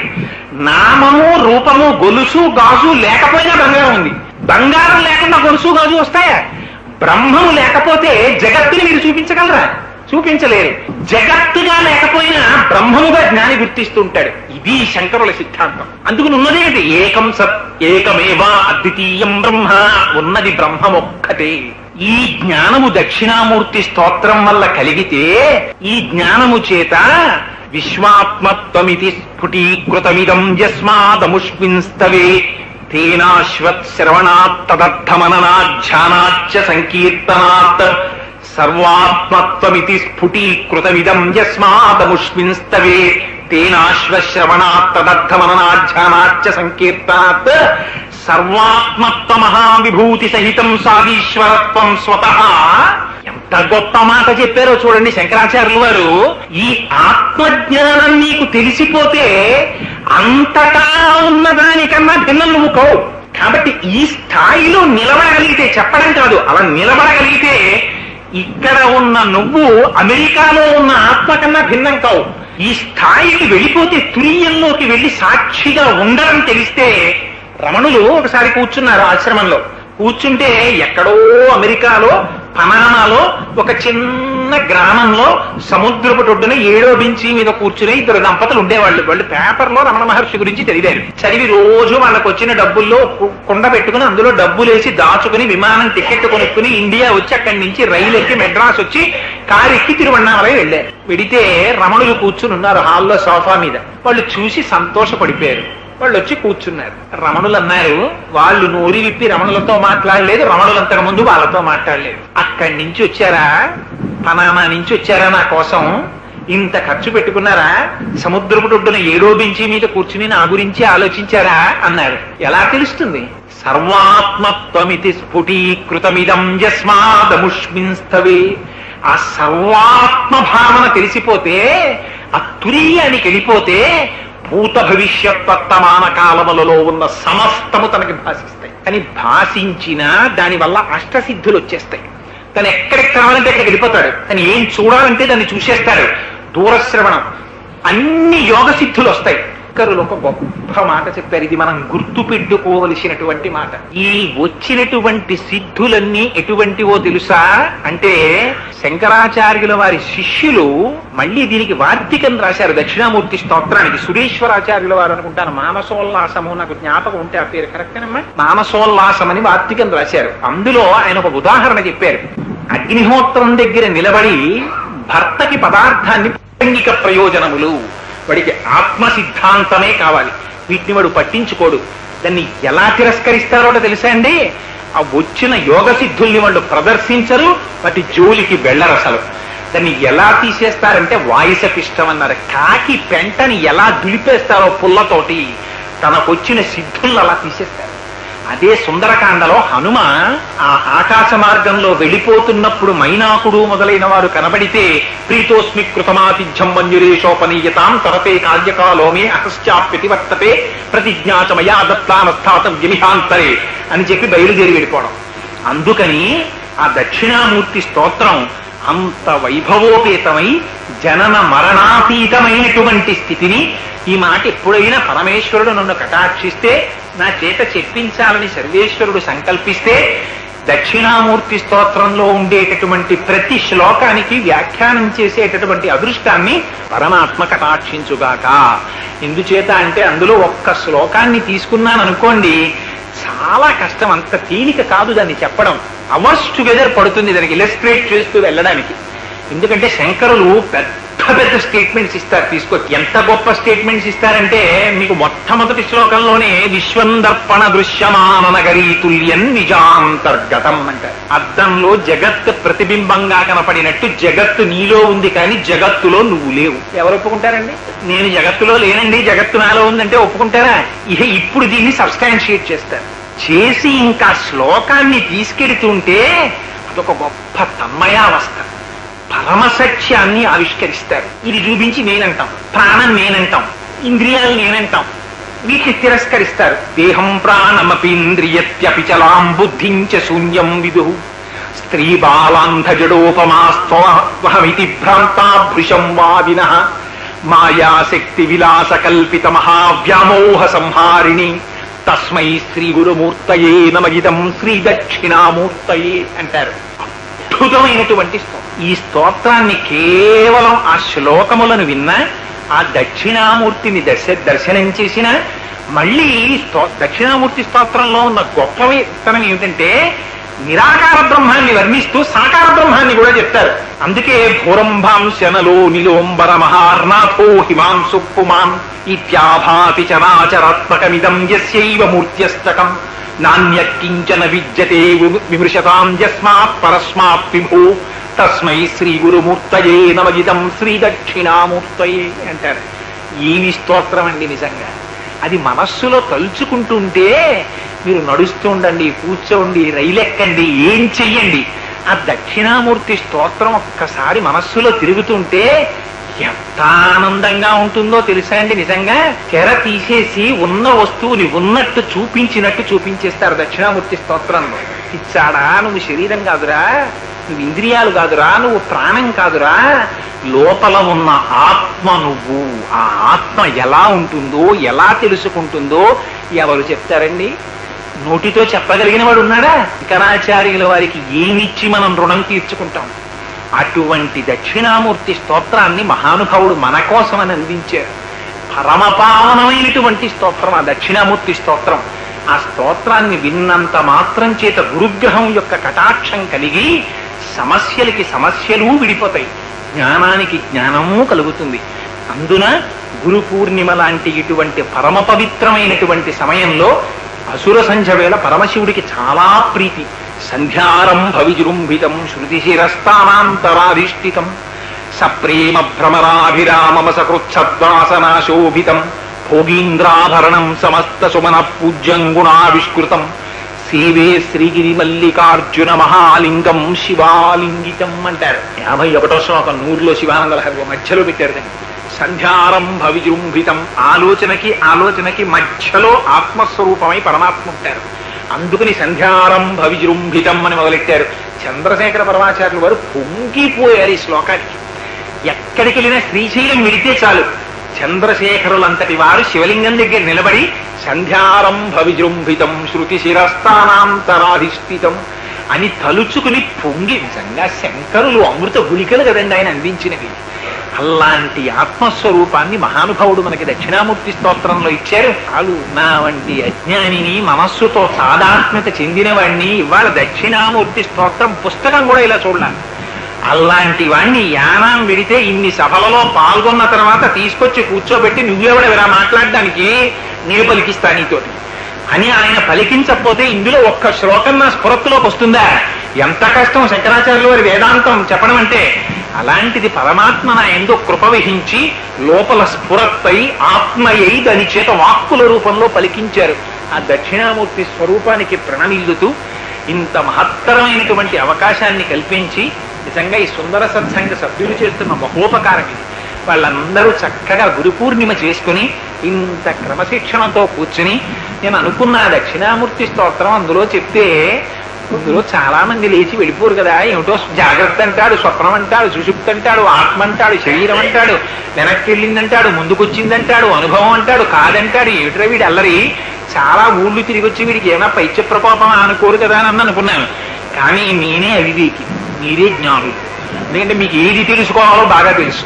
అందుకని చాలా శ్రద్ధాభక్తులతో విని ఆ స్తోత్ర వైభవాన్ని పాడు చేయకుండా, నిజంగా ఇటువంటి రోజున అటువంటి స్తోత్రం వినడం నేను యథార్థంగా చెప్తున్నానండి, నేను ఎగ్జాజిరేట్ చేయట్లేదు.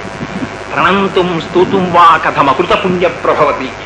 ఆ రోజున శారదాదేవి రాజ్యలక్ష్మి గారి నాలిక మీద ప్రవేశించిన ఆవిడితో అనిపించింది. ఆవిడ నోటి వెంట శారదాదేవి పలికించిన మాట, మీ అందరి భక్తి ప్రపత్తులు గురు పూర్ణిమ నాడు ఆ దక్షిణామూర్తి స్తోత్రం విందామని పాపం ఇంతమంది కూర్చుంటే వీడితో పలికించకపోతే వాళ్ళందరూ ఇబ్బంది పడిపోతారని పరమాత్మ నాలో ప్రవేశించి పలికించారు.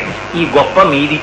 అందుకని మీకు నేను ధన్యవాదాలు తెలియజేస్తూ, మంగళాశాసన పరై మదాచార్య పురోగమై సర్వైశ్చ పూర్వైరాచార్యై సత్కృపాయాస్తు మంగళం. సర్వం శ్రీ ఉమామహేశ్వర పరబ్రహ్మార్పణమస్తు. స్వస్తి.